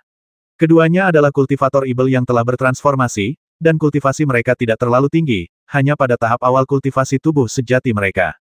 Ternyata ada monster kerang yang telah berubah wujud di dunia ini. Pantas saja kultivator perempuan dari klan Jiaolong bisa dengan mudah mengeluarkan manik emas ungu. Hati Limuran tergerak, dan ia tak kuasa menahan diri untuk tidak melirik monster kerang itu lagi. Limuran tersenyum dan membungkuk kepada dua pembudidaya Ibel itu, sambil berkata, yang abadi ini. Tepat saat ia hendak menyatakan niatnya, pria berambut merah itu memelototi Limuran dengan ganas dan meraung marah. Beraninya kau, manusia, datang ke laut monster dan berbuat sesukamu. Seorang kultivator tingkat Dharma datang ke laut monster untuk memburu monster, dan kami akan menutup mata. Tapi kau, seorang kultivator tahap awal tubuh sejati, malah datang ke laut monster untuk memburu sesama monster. Sungguh tercela. Para kultivator tahap Dharma yang memburu binatang Ibel di tepi laut lepas bukanlah masalah bagi ras Ibel, yang jumlah dan keragamannya sudah sangat banyak. Karena perjanjian tak tertulis antara manusia dan Ibel, para Ibel umumnya mengabaikannya. Namun, para kultivator tubuh sejati memiliki kekuatan magis yang dahsyat. Jika mereka memburu Ibel di Laut Ibel, binatang Ibel yang belum bertransformasi akan menderita kerugian besar, yang juga dilarang oleh perjanjian antara manusia dan Ibel. Limuran mengerutkan kening dan buru-buru menjelaskan, dua rekan Taoisku, tolong jangan salah paham. Aku di sini bukan untuk berburu monster, tapi jangan coba-coba berdalih. Pria berambut merah itu menyela Limuran dan berteriak, banyak sekali kultivator Ibel level 8 dan 9 yang tumbang di mana-mana akhir-akhir ini. Pasti salahmu. Limuran menggelengkan kepalanya berulang kali. Setahu saya, berbagai ras Ibel selalu menjadi musuh alami. Setiap tahun, jumlah kultivator Ibel yang tewas dalam pertikaian internal antar ras Ibel jauh melebihi jumlah kultivator Ibel yang diburu oleh kultivator manusia. Terlebih lagi, banyak kultivator manusia juga tewas di mulut binatang Ibel. Kau tidak punya bukti, jadi bagaimana kau bisa menyalahkanku atas kematian para kultivator Ibel itu? Wanita berambut putih itu memelototi Limuran dengan kebencian dan berkata dingin, Saudara Cili, kenapa buang-buang waktu bicara dengan manusia ini? Selama bertahun-tahun, kultivator tubuh sejati mana yang diam-diam memasuki laut monster, bukan untuk membasmi monster dan mendapatkan harta karun, atau untuk mencari mutiara terbaik. Saudari-saudariku dari klan kerang telah tewas secara tragis di tangan para kultivator manusia, dan kita bukan satu-satunya yang berani memasuki laut monster. Dia mencari kematiannya sendiri. Kau benar, karena dia sudah di sini, kita tidak boleh membiarkannya pergi hidup-hidup. Pria berambut merah itu berteriak, dan di saat yang sama, api tiba-tiba menyambar tubuhnya. Di dalam api, bentuk tubuhnya berubah drastis, dan dalam sekejap ia berubah menjadi seekor naga yang panjangnya lebih dari 3 meter dan diselimuti api. Tunggu sebentar. Limuran hendak menjelaskan lebih lanjut ketika naga itu membuka mulutnya dan menyemburkan api yang berkobar ke arahnya. Bagaimana mungkin? Limuran melihat pihak lain menyerang tanpa penjelasan, dan ia tak kuasa menahan amarahnya. Ia memarahi, kalau kau sekasar itu, jangan salahkan aku karena bersikap kejam. Limuran segera mengangkat telapak tangan kanannya dan menamparnya. Tiba-tiba, energi ibel abu-abu hitam murni menyembur keluar dari telapak tangannya, pertama-tama membentuk pusaran hitam, yang langsung melahap semua api yang dimuntahkan naga bertanduk itu. Kemudian, energi ibel itu berubah menjadi telapak tangan ibel yang besar, dan mencengkeram leher naga itu dengan erat. Naga itu langsung merasakan tekanan kuat tak terlihat yang mengikat tubuhnya. Kekuatan sihirnya tersegel dan ia hampir tak bisa mengerahkannya. Kekuatan kasarnya pun sulit digunakan setelah ibel mencengkeram lehernya. Tubuh naga raksasa itu terikat erat oleh tangan ibel. Meskipun naga itu berjuang mati-matian, ia tak mampu melepaskan diri dari tangan ibel itu. Yang lebih mengejutkan Jiaolong adalah ia bisa dengan jelas merasakan bahwa kekuatan yang terkandung dalam tangan ibel itu belum sepenuhnya dilepaskan. Jika tidak, jika tangan ibel itu menambahkan sedikit kekuatan lagi, tubuhnya pasti sudah hancur berkeping-keping. Naga itu merasa ngeri dan menyadari bahwa ia telah bertemu dengan seorang guru. Meskipun Limuran tidak sengaja menyembunyikan aura dan tingkat kultivasinya, fluktuasi vitalitasnya telah mencapai tahap kembali ke alam. Selama ia tidak sengaja melepaskan tekanan spiritual yang kuat, Jiaolong dan yang lainnya tidak akan dapat melihat tingkat kultivasinya sama sekali, dan akan berpikir bahwa ia hanyalah seorang kultivator tubuh sejati tahap awal. Wanita monster kerang itu mengeluarkan sepasang pedang pendek dan hendak menyelamatkannya, tetapi ia melihat Limuran mengulurkan tangan kirinya dan menjentikkan jarinya. Dengan suara wus, cahaya pedang yang tajam menembus udara dan melesat ke arahnya. Wanita setan kerang itu terkejut dan segera mengepakkan sayap kerang di punggungnya, lalu kedua cangkang itu tertutup, membungkus seluruh tubuhnya di dalamnya. Cangkang monster kerang itu sangat keras dan seharusnya mampu menghalangi cahaya pedang. Namun, tepat ketika cahaya pedang hendak mengenai cangkang kerang, tiba-tiba berubah menjadi untaian cahaya pedang spiritual, melingkari cangkang kerang dengan erat, melingkarinya dengan erat. Monster kerang itu ketakutan. Ketika ia ingin membuka cangkangnya lagi, ia mendapati dirinya tak bisa lepas dari ikatan benang pedang spiritual. Kalian berdua beraninya bersikap kasar. Teriak Limuran. Hanya dengan sedikit tenaga dari kelima jarinya, kekuatan telapak awan ibel akan melonjak, dan ia bisa membasmi naga api itu dalam sekejap. Adapun monster kerang, tidak peduli seberapa keras cangkangnya, ia tidak dapat menahan hantaman pedang harta spiritual Suanguang miliknya. Sekarang, hidup dan mati kedua pembudidaya ibel yang berubah ini bergantung pada pikiran Limuran. Namun, Limuran tidak langsung membasmi mereka. Ia mengendalikan telapak awan ibel dengan satu tangan dan benang pedang roh dengan tangan lainnya, menahan kedua ibel itu dengan kuat, tidak membasmi maupun melepaskan mereka. Sesaat kemudian, sebuah suara berat dan kuat terdengar dari Laut Daoyou, tolong tunjukkan belas kasihan. Daoyou sudah menjadi kultivator hebat di tahap akhir tubuh sejati, jadi mengapa kau repot-repot dengan dua anak muda yang baru saja bertransformasi ini? Mendengar ini, Limuran mendengus dingin lalu menarik kembali keahliannya. Telapak awan ibel berubah menjadi gumpalan energi ibel murni dan meresap ke dalam tubuh Limuran. Benang-benang pedang spiritual juga menghilang dan berubah menjadi titik-titik cahaya spiritual, yang tersebar di antara langit dan bumi. Setelah telapak awan ibel mundur, naga itu langsung terbang mundur ratusan kaki, terengah-engah. Monster kerang itu pun mundur ke samping karena ketakutan. Kedua kultivator ibel itu menatap Limuran dengan ngeri. Tadi, mereka hampir kehilangan nyawa dan merasa seperti telah melewati gerbang neraka. Kedua anak muda ini terlalu bodoh. Aku tidak punya pilihan selain memberi mereka pelajaran, kata Limuran dengan tenang. Begitu Limuran selesai berbicara, air laut yang tak jauh darinya tiba-tiba terbelah menjadi 4 arah dengan sendirinya. Kemudian, seorang lelaki tua berpakaian hijau perlahan terbang keluar dan mendarat ratusan kaki di depan Limuran. Naga atribut api milik tetua agung berubah wujud menjadi seorang pria berambut merah dan langsung membungkuk hormat kepada pria tua berbaju hijau dengan raut malu di wajahnya.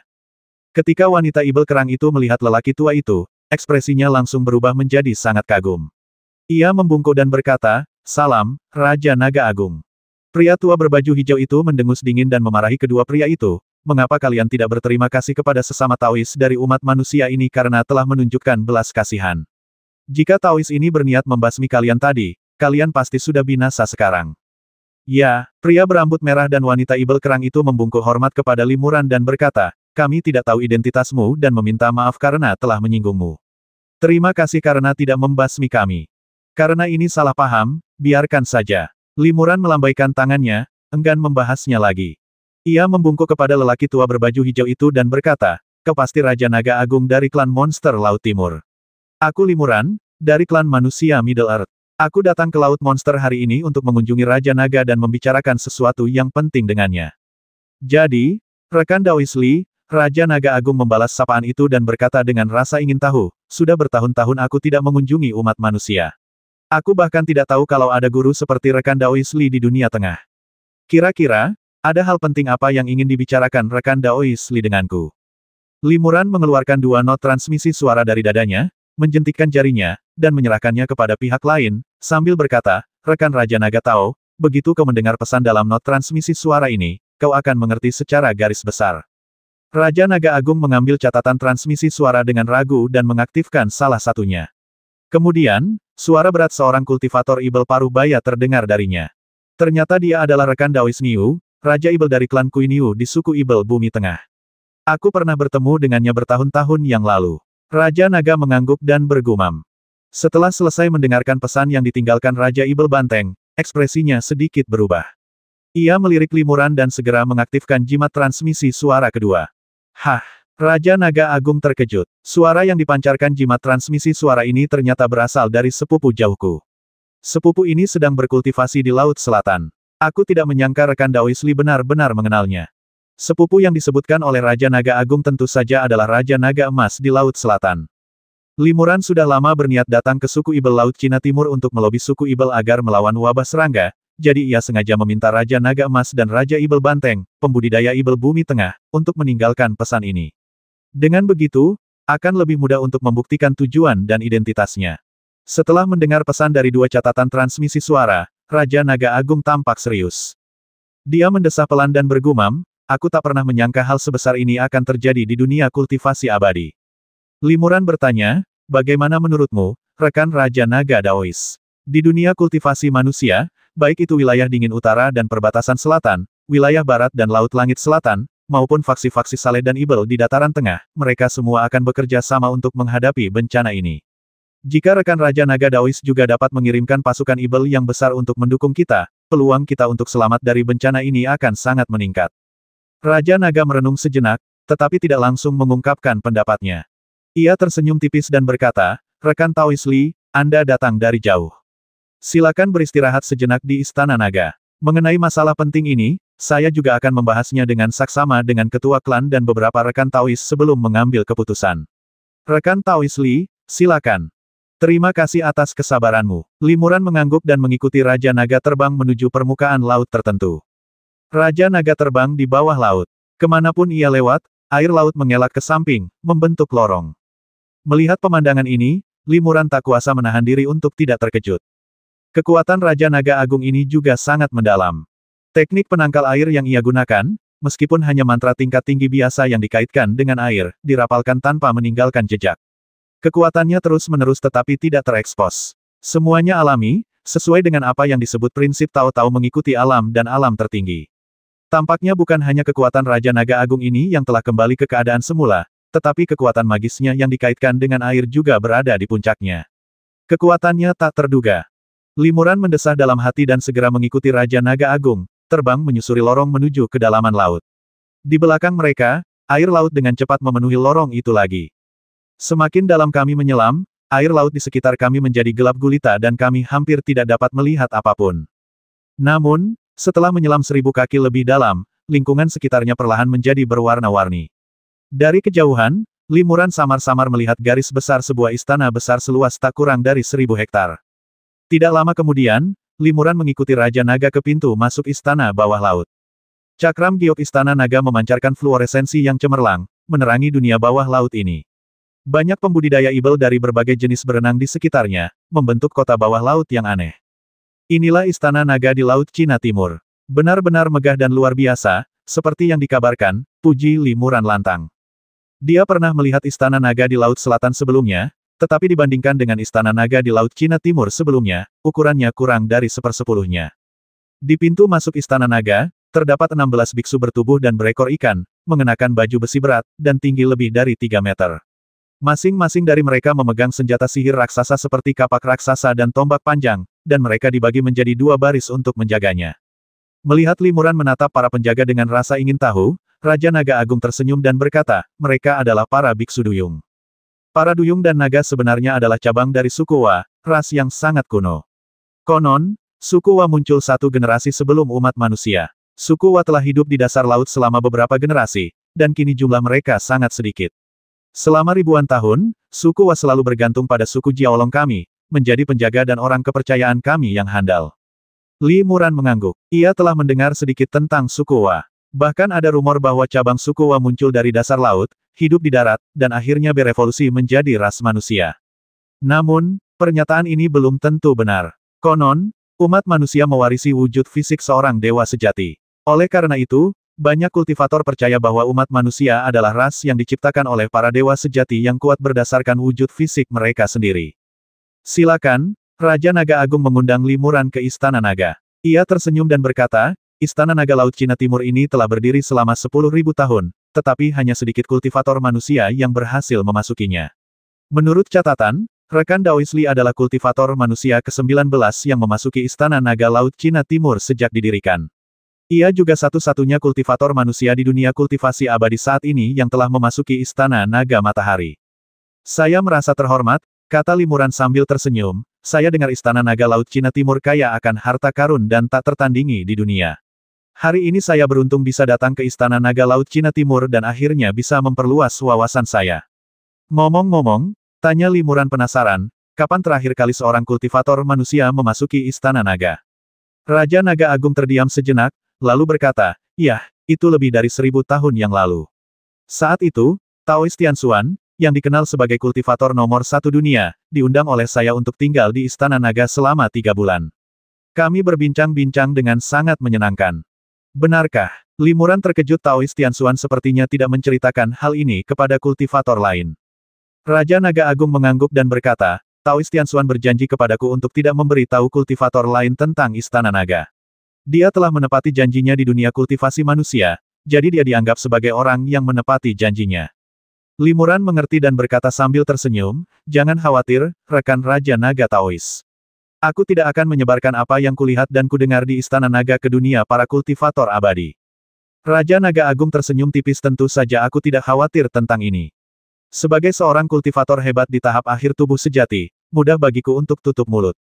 Limuran mengikuti Raja Naga Agung ke Istana Naga. Keduanya tiba di sebuah aula megah. Setelah menikmati nyanyian dan tarian para gadis naga, banyak pembudidaya ibel datang menemui Limuran satu demi satu. Setengah jam kemudian, Raja Naga Agung berkata dengan nada terkejut, kekuatan spiritual rekan Daoisli tampaknya sangat kuat. Saat itu, Taoist Tianxuan sudah agak mengantuk setelah mendengarkan 3 lagu dan tarian gadis naga. Namun, rekan Daoisli mendengarkan 5 lagu berturut-turut, dan wajahnya tetap tidak berubah, pikirannya jernih, dan dia tidak menunjukkan tanda-tanda kelelahan. Bahkan aku sedikit terkesan dengannya.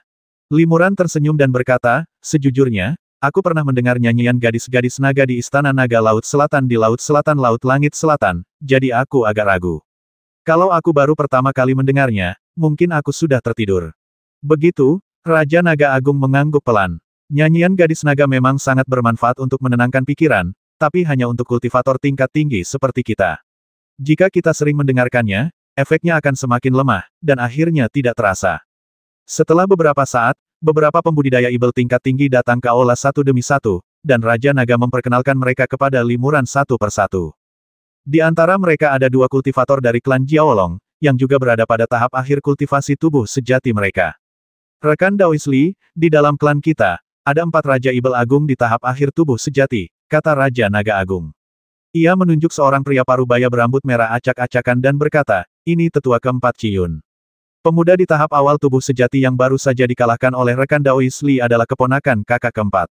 Maaf, sahabat Ekuator, ini salah paham. Mohon jangan tersinggung, kata Limuran sambil membungkuk. Ciyun mendengus dingin dan berkata, Saudara Li, apa yang kau bicarakan? Aku kasar dan telah menyinggungmu. Aku ingin berterima kasih karena telah memberiku pelajaran. Limuran mengerutkan kening, pihak lain tampaknya masih tidak puas. Saudara keempat, semuanya sudah berakhir. Rekan Daoisli, mohon berbelas kasihlah, jadi jangan terlalu memikirkannya, saran Raja Naga Agung. Ia kemudian menunjuk seorang kultivator ibel parubaya berambut pirang dan berkata, ini saudara ketiga saya, Jin Yue. Dia keponakan Jin Lin, yang ditemui rekan Daois Li di Laut Selatan. Dia kerabat dekat saudara ketiga saya. Halo, rekan Daois Jin, Limuran membungkuk. Jin Yue tersenyum tipis dan membalas sapaannya salam, rekan Daois Li. Saya ingin tahu bagaimana kabar keponakan saya, Jin Lin, di Laut Selatan. Rekan Taois Jin Lin berhasil selamat dari kesengsaraan transformasi bertahun-tahun yang lalu dan sekarang menjadi pemimpin klan monster Laut Langit Selatan, jawab Limuran sambil tersenyum. Jin Yue mengangguk, lalu mendesah pelan, ayah Jin Lin dan aku sepupu, sedekat saudara. Namun, karena beberapa kesalahpahaman sepele, ayah Jin Lin meninggalkan Laut Cina Timur dengan marah bertahun-tahun yang lalu, menuju Laut Selatan yang jauh. Aku selalu merasa menyesal ketika memikirkan hal ini. Limuran tahu pasti ada cerita di balik ini, tetapi karena ini adalah masalah pribadi klan Jiaolong, tidaklah nyaman baginya untuk menanyakannya. 4 Raja Ibel Agung dari klan Jiaolong, tetua pertama, tetua ketiga, dan tetua keempat semuanya ada di sini. Mengapa kita belum melihat tetua kedua? Tanya Limuran. Baiklah, Raja Naga Agung tampak gelisah, lalu mendesah, sejujurnya, karena beberapa kejadian di masa lalu, saudara kedua saya memiliki kesalahpahaman yang mendalam tentang para kultivator manusia. Oleh karena itu, kali ini, saya tidak memberitahu saudara kedua saya tentang kunjungan rekan Daois Li ke Istana Naga. Saya hanya memberitahu saudara ketiga dan keempat saya serta beberapa tetua inti di tahap tengah tubuh sejati mereka. Hati Limuran tergerak, tampaknya apa yang dikatakan penyihir klan naga sebelumnya adalah benar. Tetua Agung tidak memberitahuku, jadi aku bahkan tidak tahu aku akan datang. Sebuah teriakan keras tiba-tiba terdengar dari luar aula, diikuti kilatan cahaya hijau, dan seorang lelaki tua berjubah hijau muncul di hadapan semua orang, menatap Limuran dengan dingin.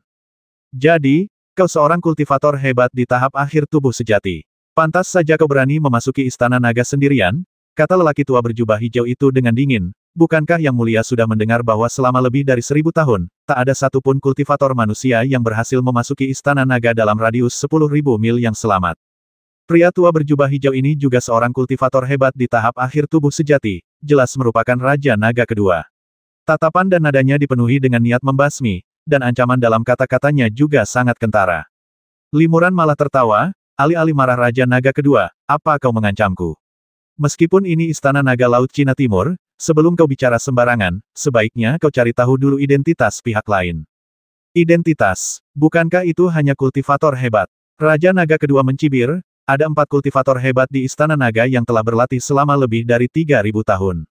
Bahkan jika para tetua lainnya tidak bertindak, aku sendiri yakin bisa menaklukkanmu. Kakak kedua, jangan bicara omong kosong. Raja Naga Agung buru-buru menasihati, rekan Daois Limuran ini bukanlah kultivator manusia biasa. Menurut keponakanku, Jin Lin dari Laut Selatan, ketika rekan Daois Li mencapai tahap tengah kultivasi tubuh sejatinya, ia sudah terkenal sebagai kultivator terkemuka di Laut Selatan. Dan menurut Raja Ibel Banteng dari klan Ibel Bumi Tengah, rekan Daois Li pernah sendirian menghabisi beberapa kultivator tingkat tinggi, termasuk 4 kultivator Ibel Agung dari Sekte Ibel. Ia juga mengalahkan para kultivator agung dari 5 sekte utama yang saleh dalam sebuah kompetisi di hadapan ratusan ribu pasukan. Ia sekarang adalah pemimpin sekte terkemuka Sekte Ibel dan diakui sebagai kultivator terkemuka di Bumi Tengah. Kultivator nomor 1. Raja Naga kedua memandang Limuran dari atas ke bawah, setengah yakin dan setengah ragu. Meskipun ia ragu-ragu, kesombongannya sebelumnya jauh lebih terkendali. Terutama saat dia mendengar bahwa Limuran telah membasmi banyak biksu hebat sendirian, dia tidak dapat menahan rasa terkejutnya secara diam-diam. Rekan Daois Li, saudara kedua saya memiliki dendam terhadap para kultivator manusia karena sesuatu yang terjadi di masa kecilnya. Saya harap rekan Daois Li dapat memaafkan saya. Raja Naga Agung membungkuk kepada Limuran untuk meminta maaf. Limuran mengangguk dan tidak mengatakan apa-apa lagi. Raja Naga kedua mendengus dingin dan duduk di kursi utama yang kosong di aula. Karena para tetua inti suku kita hampir semuanya berkumpul di sini, mari kita bahas hal-hal penting, kata Raja Naga Agung, memberi isyarat kepada para penari naga dan para dayang yang bertugas di samping untuk mundur. Hanya Limuran dan lebih dari 10 tetua Ibel, termasuk 4 kultivator Ibel Agung, yang tersisa di aula. Rekan Taois Li, tolong beritahu kami perkembangan umum kejadiannya, kata Raja Naga Agung kepada Limuran. Ya, Limuran berdiri dan berkata dengan lantang, insiden ini terjadi di dunia kultivasi Nantianhai. Kepala Istana Gusen, sekte pertama di Nantianhai, pernah menjadi mentor saya, dan saya juga menjabat sebagai wakil kepala Istana Gusen. Siapa sangka bahwa Taigu Zenren, pendiri Istana Gusen, ternyata adalah seekor serangga Ibel. Limuran akan mengungkap identitas Master Taigu, lalu mengungkap rahasia lubang cacing dan kuil Gu. Pada akhirnya, ia, Taoist Tianling, dan yang lainnya bertempur melawan jiwa Master Taigu, tetapi pertempuran itu terhenti karena lubang cacing meledak dan penghalang kuil Gu terbuka sepenuhnya. Berikut narasi singkat prosesnya. Akhirnya, Limuran berkata, dalam 100 atau 200 tahun lagi, wabah serangga akan melanda, dan kuil Gu akan muncul kembali di Laut Selatan. Saat itu, Taigu Zenren dan serangga ibel yang tak terhitung jumlahnya yang ia bawa keluar dari lubang cacing akan menyebabkan kerusakan parah di dunia ini. Hanya dengan bekerja sama sebagai kultivator abadi untuk mengatasi wabah serangga, kita dapat meminimalkan kerugian. Sekarang, semua kultivator manusia dari 5 benua telah berkumpul. Jika klan Jiaolong Laut Timur dapat memimpin pasukan ibel dan bergabung dengan kami, para kultivator manusia, untuk melawan wabah serangga, peluang keberhasilan kami akan jauh lebih tinggi. Jika lubang cacing lepas kendali dan serangga ibel menimbulkan malapetaka, bukan hanya manusia yang akan menderita, tetapi para ibel juga tidak akan mampu menghentikan invasi serangga ibel yang tak terhitung jumlahnya. Masalah ini menyangkut keselamatan semua makhluk hidup, termasuk manusia dan ibel. Saya berharap semua rekan Taois akan menyingkirkan penghalang antara manusia dan ibel dan bekerja sama untuk mengatasi wabah serangga. Setelah mendengar apa yang dikatakan Limuran, semua pembudidaya ibel mendengar jimat transmisi suara dari 2 pembudidaya ibel, Raja Naga Emas dari Laut Langit Selatan dan Raja Ibel Banteng dari Bumi Tengah, dan ekspresi mereka menjadi serius. Raja Naga ketiga, Jin Yue, mengerutkan kening dan berkata, jika, seperti yang dikatakan rekan Daois Li, ini memang bencana dahsyat, aku telah menyaksikan kerusakan yang disebabkan oleh sejumlah besar serangga aneh. Kemanapun serangga itu lewat, tak sehelai rumput pun tersisa, tak satu pun mayat yang tersisa. Bahkan seorang kultivator di tahap tubuh sejati akan berada dalam bahaya besar jika dikelilingi oleh kawanan serangga. Jika kita tidak dapat mengendalikan lubang cacing, serangga aneh yang tak terhitung jumlahnya yang terbang keluar darinya dapat menyebabkan dunia ini menjadi dunia serangga yang dipenuhi serangga aneh yang tak terhitung jumlahnya. Jadi, 3 Raja Naga setuju untuk mengirim pasukan. Tanya Limuran. Jin Yue mengangguk pelan ya, kami, klan Naga Laut Timur, adalah pemimpin klan ibel di dunia ini. Kami tidak bisa menghindar dari peristiwa besar seperti ini. Raja Naga keempat Qiyun dan beberapa kultivator ibel lain di tahap tengah tubuh asli mereka juga menggaungkan sentimen tersebut dan meyakini bahwa pasukan harus dikirim. Kakak kedua, bagaimana menurutmu? Tanya Raja Naga. Raja Naga kedua mendengus dingin dan berkata, mengirim pasukan ibel untuk menangani wabah serangga bukanlah masalah. Namun, jika aku diminta bekerja sama dengan para kultivator manusia, aku sama sekali tidak bisa melakukannya. Raja Naga Agung mengangguk dan berkata, sepertinya mayoritas kultivator di klan kita setuju untuk mengirim pasukan. Klan Naga Laut Timur kita memimpin klan ibel di dunia dan tidak pernah menghindar dari tanggung jawab ketika menghadapi peristiwa besar. Selama bencana ini, kita juga harus maju dan memimpin pasukan ibel ke medan perang. Namun, aku masih punya pertanyaan. Kali ini, akankah umat manusia mengeluarkan perintah untuk melawan wabah serangga, atau akankah ras ibelku memimpin semua pembudidaya? Limuran mengerutkan kening saat mendengar ini apa maksud Raja Naga Agung. Penatua Agung, pertanyaan yang bagus, Raja Naga kedua tiba-tiba berkata, klan Naga Laut Timurku tidak mungkin kalah dari para kultivator manusia. Jika perang ini tidak diputuskan oleh klan IBL-ku, maka aku tidak perlu ikut serta. Limuran menggelengkan kepala dan berkata, bukannya aku tidak percaya pada kalian, sesama kultivator ibel, tapi kalian semua tidak begitu memahami situasi di Laut Selatan, keadaan lubang cacing, atau kekuatan magis Master Taigu. Jika kalian bersikeras mengambil alih komando, konsekuensinya bisa sangat buruk jika kalian melewatkan kesempatan itu. Terlebih lagi, para kultivator manusia datang dari segala penjuru, dan ada beberapa yang tidak terkendali. Mungkin mustahil untuk membuat mereka semua mematuhi perintah para kultivator ibel. Raja Naga kedua mencibir dan berkata, jadi, apakah rekan Daois Li satu-satunya di dunia ini yang sengaja berusaha memenangkan hati yang lain? Yah, bahkan jika kita, ras ibel, mengirim pasukan untuk melawan wabah serangga, kita tidak akan mematuhi perintah para kultivator manusia. Bagaimana cara membasmi serangga itu terserah kita, dan kita akan membuat keputusan sendiri, dan kita tidak ada hubungannya dengan para kultivator manusia. Itu bahkan lebih tidak bisa diterima, kata Limuran cemas. Menghadapi bencana ini, yang terpenting adalah persatuan dan kerja sama. Jika para kultivator manusia dan ibel saling bertikai dan menyimpan dendam saat wabah serangga melanda, kemungkinan besar akan menyebabkan kebingungan dan memperburuk situasi. Daripada itu, aku lebih suka ras ibel tidak mengirimkan satu pun prajurit, dan hanya para kultivator manusia yang bertarung. Yang paling dikhawatirkan Limuran adalah ketika ia memanggil semua biksu di dunia untuk melawan wabah serangga, ia tidak akan mampu menghalangi mereka. Jika kekuatan yang lebih kuat memanfaatkan bencana ini untuk tujuan lain, kemungkinan besar akan mengakibatkan konsekuensi yang lebih serius. Alasan mengapa Limuran ingin membangun kembali Sekte Ibel secara pribadi adalah untuk memastikan bahwa ia dapat menekan para pembudidaya Ibel dunia tengah ini. Jika tidak, ia lebih suka tidak membiarkan mereka berpartisipasi dalam rencana untuk melawan wabah serangga. Rekan Daois Li, maksudmu, kita, ras Ibel, tidak hanya harus mengirimkan pasukan besar, tapi juga harus mematuhi perintahmu, kan? Raja Naga kedua mencibir, aku penasaran apakah rekan Daois Li punya kemampuan untuk melakukan itu. Limuran berkata dengan sungguh-sungguh, bukannya aku ingin menjadi lebih unggul dari ras Ibel, tetapi aku pernah secara pribadi bertarung melawan Master Taigu dan paling memahami situasinya, menjadikanku orang yang paling tepat untuk mengordinasikan perang melawan wabah serangga. Selain itu, di dunia kultivasi manusia, Kaisar Utara, penguasa dingin utara, adalah teman dekatku dan memanggilku Saudara Pei. Di wilayah barat, saat ini aku menjabat sebagai pemimpin aliansi kultivasi wilayah barat. Di Laut Selatan, aku memiliki hubungan dekat dengan Istana Dewa Gu, Tao Tianling, dan lainnya. Sedangkan di dunia kultivasi bumi tengah, saat ini aku adalah satu-satunya pemimpin Sekte Ibel Super.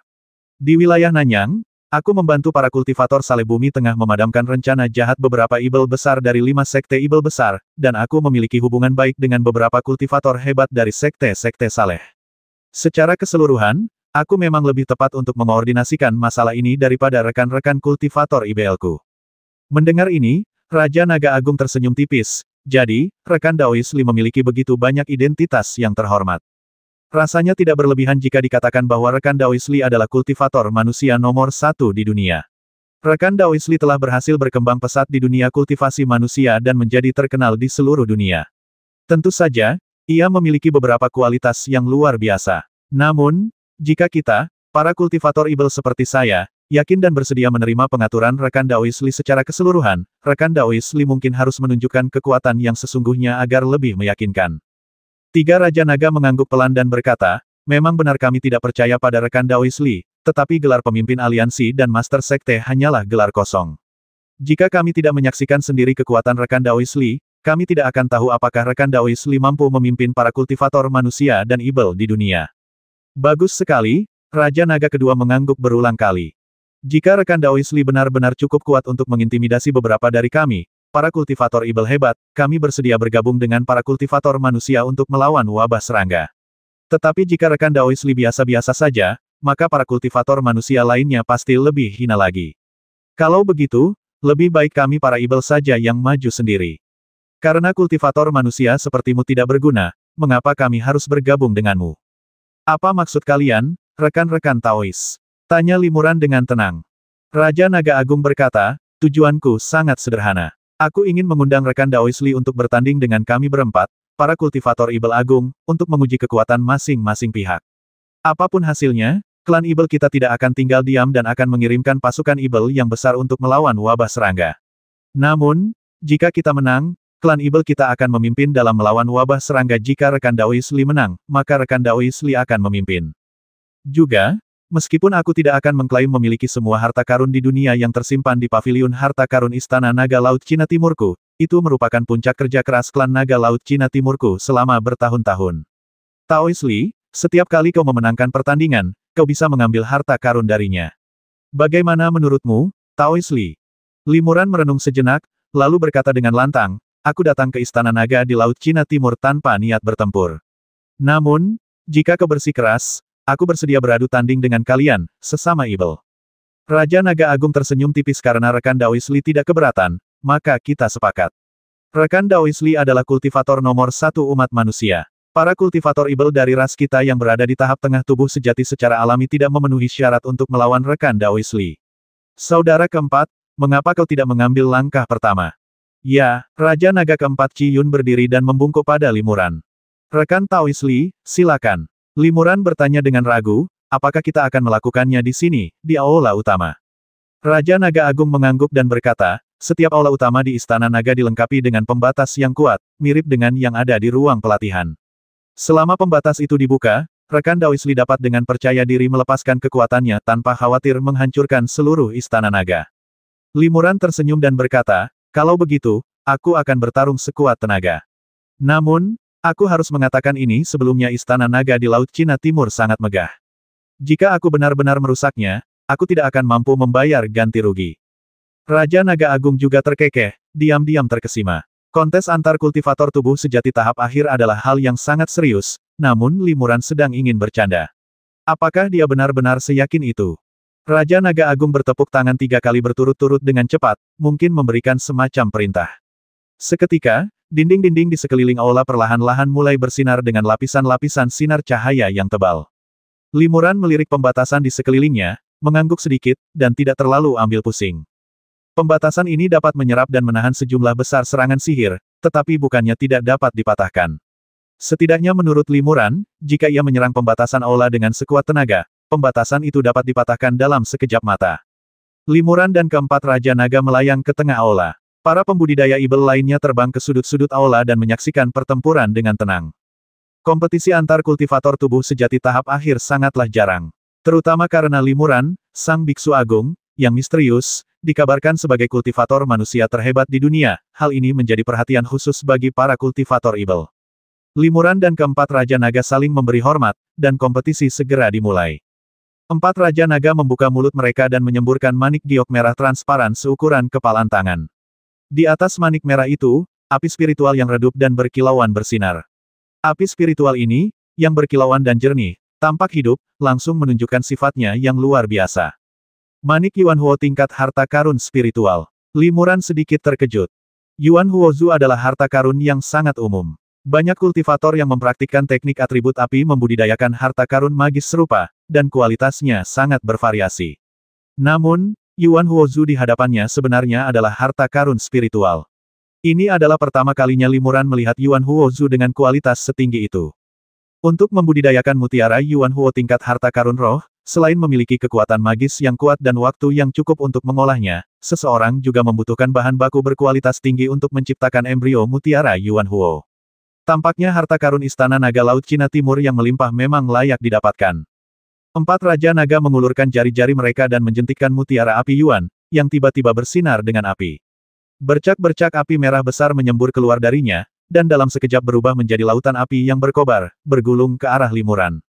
Lautan api ini terbentuk dengan sangat cepat dan sulit dihindari. Seseorang harus memiliki kekuatan sihir yang sangat kuat dan melepaskannya dalam sekejap untuk mencapai efek ini. Limuran tidak panik. Sekilas ia bisa melihat bahwa meskipun kekuatan sihir dan senjata sihir lawan sangat kuat, keterampilan dan kekuatan sihir mereka terlalu sederhana, dan hanya kekuatan sihir atribut api murni.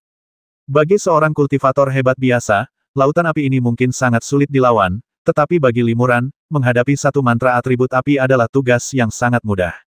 Dia bahkan tidak perlu melakukannya sendiri. Limuran melambaikan lengan bajunya, dan seberkas cahaya muncul darinya. Di dalam sinar cahaya itu, terdapat 2 ngengat 7 api yang ukurannya hanya 1 inci. Ketujuh ngengat api itu segera menyadari lautan api di sekitar mereka. Tanpa perintah Limuran, mereka mengembangkan sayap dan mengepakkannya terus-menerus. Saat sayap-sayap kecil itu mengepak, pusaran energi spiritual kecil yang tak terhitung jumlahnya terbentuk di sekelilingnya. Pusaran-pusaran ini perlahan menjauh dan meluas, menyerap semua energi yang berasal dari api di sekitarnya. Lautan api yang dilepaskan oleh keempat Raja Naga itu dengan cepat diserap oleh pusaran air yang tak terhitung jumlahnya, dan lenyap sepenuhnya dalam beberapa tarikan napas. Hah! Keempat Raja Naga terkejut. Jurus yang baru saja ia lakukan, meskipun hanya uji coba dan belum mengerahkan seluruh kekuatannya, juga telah menggunakan api ibel naga yang telah ia kembangkan selama bertahun-tahun. Api ibel ini sangat kuat dan bahkan dapat membakar senjata sihir tingkat 9 secara langsung, tetapi api itu justru dilahap oleh 2 ngengat kecil yang tak terlihat tanpa meninggalkan jejak percikan api. Keempat Raja Naga sekali lagi dengan ganas memanggil kekuatan magis mereka, mengaktifkan mutiara api Yuan. Sejumlah besar api ibel kembali menyembur keluar dari mutiara api Yuan. Namun, kali ini, kekuatan magis api ibel jauh lebih kuat, dan warnanya bahkan lebih bening, hampir transparan, menunjukkan bahwa kekuatan api ibel itu bahkan lebih murni. Namun, ngengat 7 api terus mengepakkan sayapnya, menciptakan pusaran air yang tak terhitung jumlahnya yang sekali lagi melahap lautan api tanpa meninggalkan apapun. Limuran tersenyum tipis. Dia mungkin tidak perlu mengambil tindakan apapun dalam kompetisi ini. Tanpa diduga, Raja Naga keempat masih menolak untuk mengakui kekalahan. Ia mengerutkan kening dan tiba-tiba meraung panjang. Api juga menyambar tubuhnya dan bentuk tubuhnya berubah drastis, berubah menjadi seekor naga. Keempat Raja Naga berubah menjadi naga, memegang mutiara api Yuan di mulut mereka, dan menyemburkan api yang sangat tebal. Ekspresi beberapa kultivator ibel di sekitar sedikit berubah. Mereka semua sangat memahami kekuatan api Longyang, dan beberapa dari mereka telah mengalami sendiri kengeriannya. Meskipun ngengat aneh itu dapat melahap api, mereka tidak dapat melakukannya tanpa henti. Jumlah api yang dapat mereka serap terbatas. Benar saja, entah karena 7 ngengat api benar-benar tak mampu melahap lebih banyak vitalitas yang bersumber dari api, atau karena mereka terlalu meremehkan untuk melahap lebih banyak api ibel Longyang. Menghadapi serangan api dari 4 Raja Naga, 7 ngengat api tak lagi melahap api, melainkan mengepakkan sayap, menyebarkan kepingan api spiritual 7 warna. Api spiritual 7 warna berubah menjadi bola api kecil, menuju ke api Longyang yang ganas. Sebuah pemandangan mengejutkan muncul. Api naga yang tampaknya jauh lebih kuat, lenyap tanpa jejak setelah terbenam dalam api spiritual 7 warna. Ah! Seorang kultivator ibel yang menyaksikan pertempuran itu tak kuasa menahan diri untuk berseru. Para kultivator ibel lainnya tampak terkejut. Bahkan Raja Naga pun tidak dapat menahan diri untuk tidak mengerutkan kening dan menatap kedua ngengat itu dengan heran. Orang yang paling terkejut tak lain adalah 4 Raja Naga itu sendiri. Dengan kilatan api, mereka berubah wujud menjadi manusia lagi dan berseru, dari mana asal api spiritual 7 warna ini? Kekuatan api yang terkandung di dalamnya jauh lebih besar daripada api ibel naga yang milik Qi. Ketika dua api berbenturan, jika kualitasnya setara, semuanya bergantung pada siapa yang merapal mantra yang lebih kuat untuk mengalahkan api lawan. Namun, jika kualitas kedua api terlalu berbeda, bahkan bola kecil api berkualitas tinggi pun sudah cukup untuk melahap api berkualitas rendah. Pertempuran sebelumnya persis seperti ini. Api naga yang kuat diserap oleh bola kecil api spiritual 7 warna. Ini hanya menunjukkan bahwa kualitas api spiritual 7 warna jauh lebih unggul daripada api ibel ini. Aku juga sangat terkejut bahwa kekuatan api ngengat ini bahkan lebih kuat dari api ibel bawaan seorang biksu agung, desah Raja Naga. Limuran tersenyum tipis. Bertahun-tahun yang lalu, seorang guru menghadiahkan saya secercah api spiritual 7 warna dengan kualitas luar biasa. Saya menggunakannya untuk membudidayakan cacinggu, dan untungnya mendapatkan 2 ngengat 7 api ini. Saya juga mewarisi sebagian kekuatan magis api spiritual 7 warna. Keempat Raja Naga terkejut mendengar ini api spiritual 7 warna. Mungkinkah itu 7 api spiritual yang dikabarkan di dunia kultivasi manusia, seperti api langit awan biru dan api sejati langit ungu? Banyak dari 7 api spiritual ini telah lama hilang, dan seseorang berhasil mengumpulkan ketujuhnya dan menyempurnakannya menjadi kemampuan ilahi 7 api. Limuran mengangguk sambil tersenyum. 4 Raja Naga langsung menebaknya dengan benar. Sepertinya 4 Raja Naga cukup berpengetahuan tentang beberapa rumor tentang dunia kultivasi manusia. Qi adalah seorang kultivator ibel yang mempraktikkan teknik atribut api, jadi wajar saja aku cukup khawatir dengan rumor seputar api roh, gumam 4 Raja Naga. Tapi Qi tak pernah membayangkan ada manusia yang benar-benar bisa mengolah kemampuan ilahi 7 api. Sepertinya Qi benar-benar seorang pemula, tak menyadari keberadaan kekuatan yang lebih tinggi.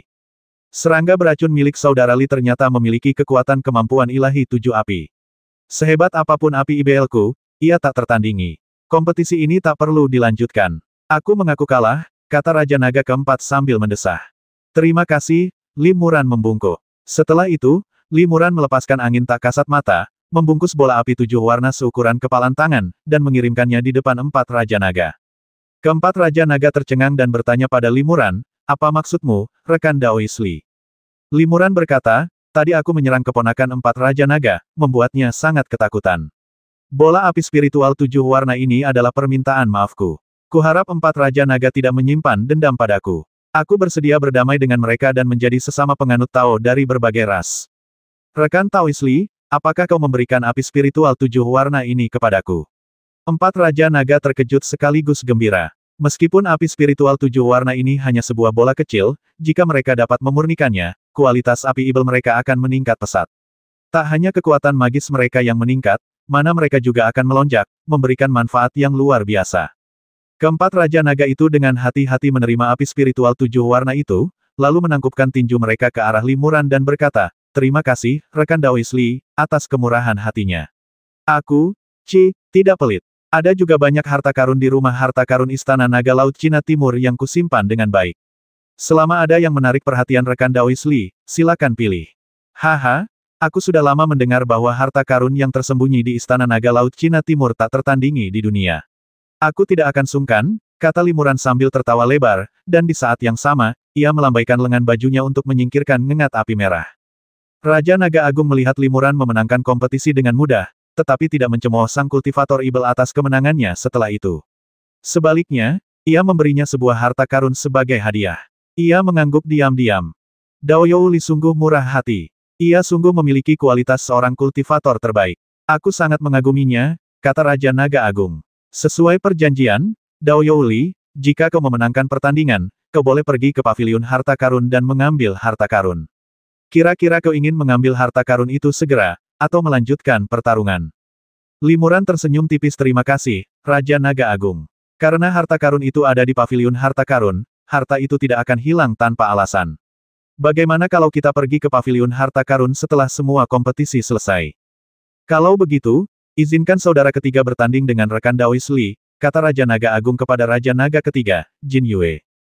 Raja Naga ketiga Jin Yue mengangguk, berjalan ke tengah aula, dan membungkuk pada limuran rekan Daois Li, tolong ajari aku. Saya tidak berani, silakan masuk, Raja Tiga Naga. Limuran membalas hormatnya. Tiga Raja Naga melambaikan lengan baju mereka, dan cahaya keemasan berbentuk naga menyambar, berubah menjadi tombak emas sepanjang sekitar 3 meter. Tombak ini berkilauan dengan cahaya keemasan, dan seekor naga emas yang tampak hidup terukir di tombak itu, berputar ke atas. Tiga Raja Naga memegang tombak emas di tangan mereka dan berdiri di depan mereka. Batang tombak itu mendarat dengan suara bang keras yang mengguncang seluruh aula.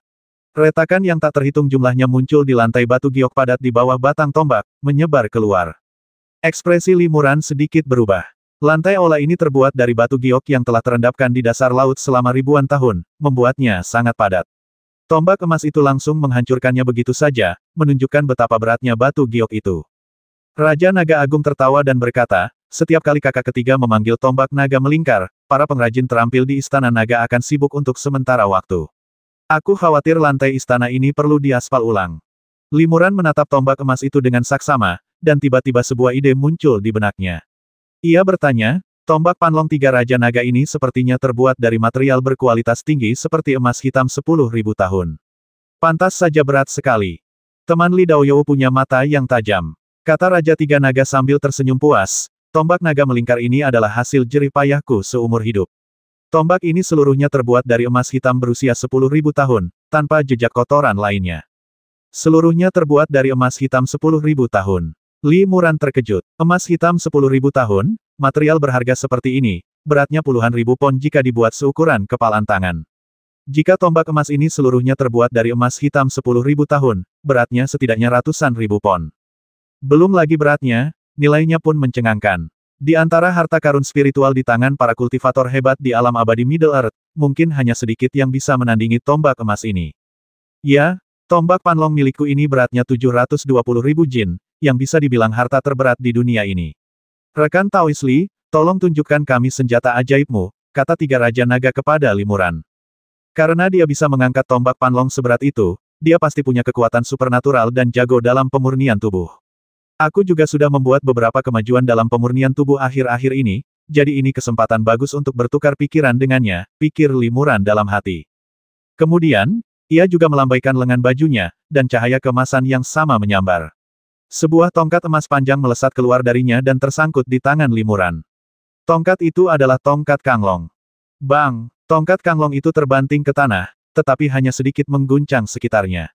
Hanya sepotong kecil batu giok di tanah yang patah, dan tidak ada retakan besar yang muncul.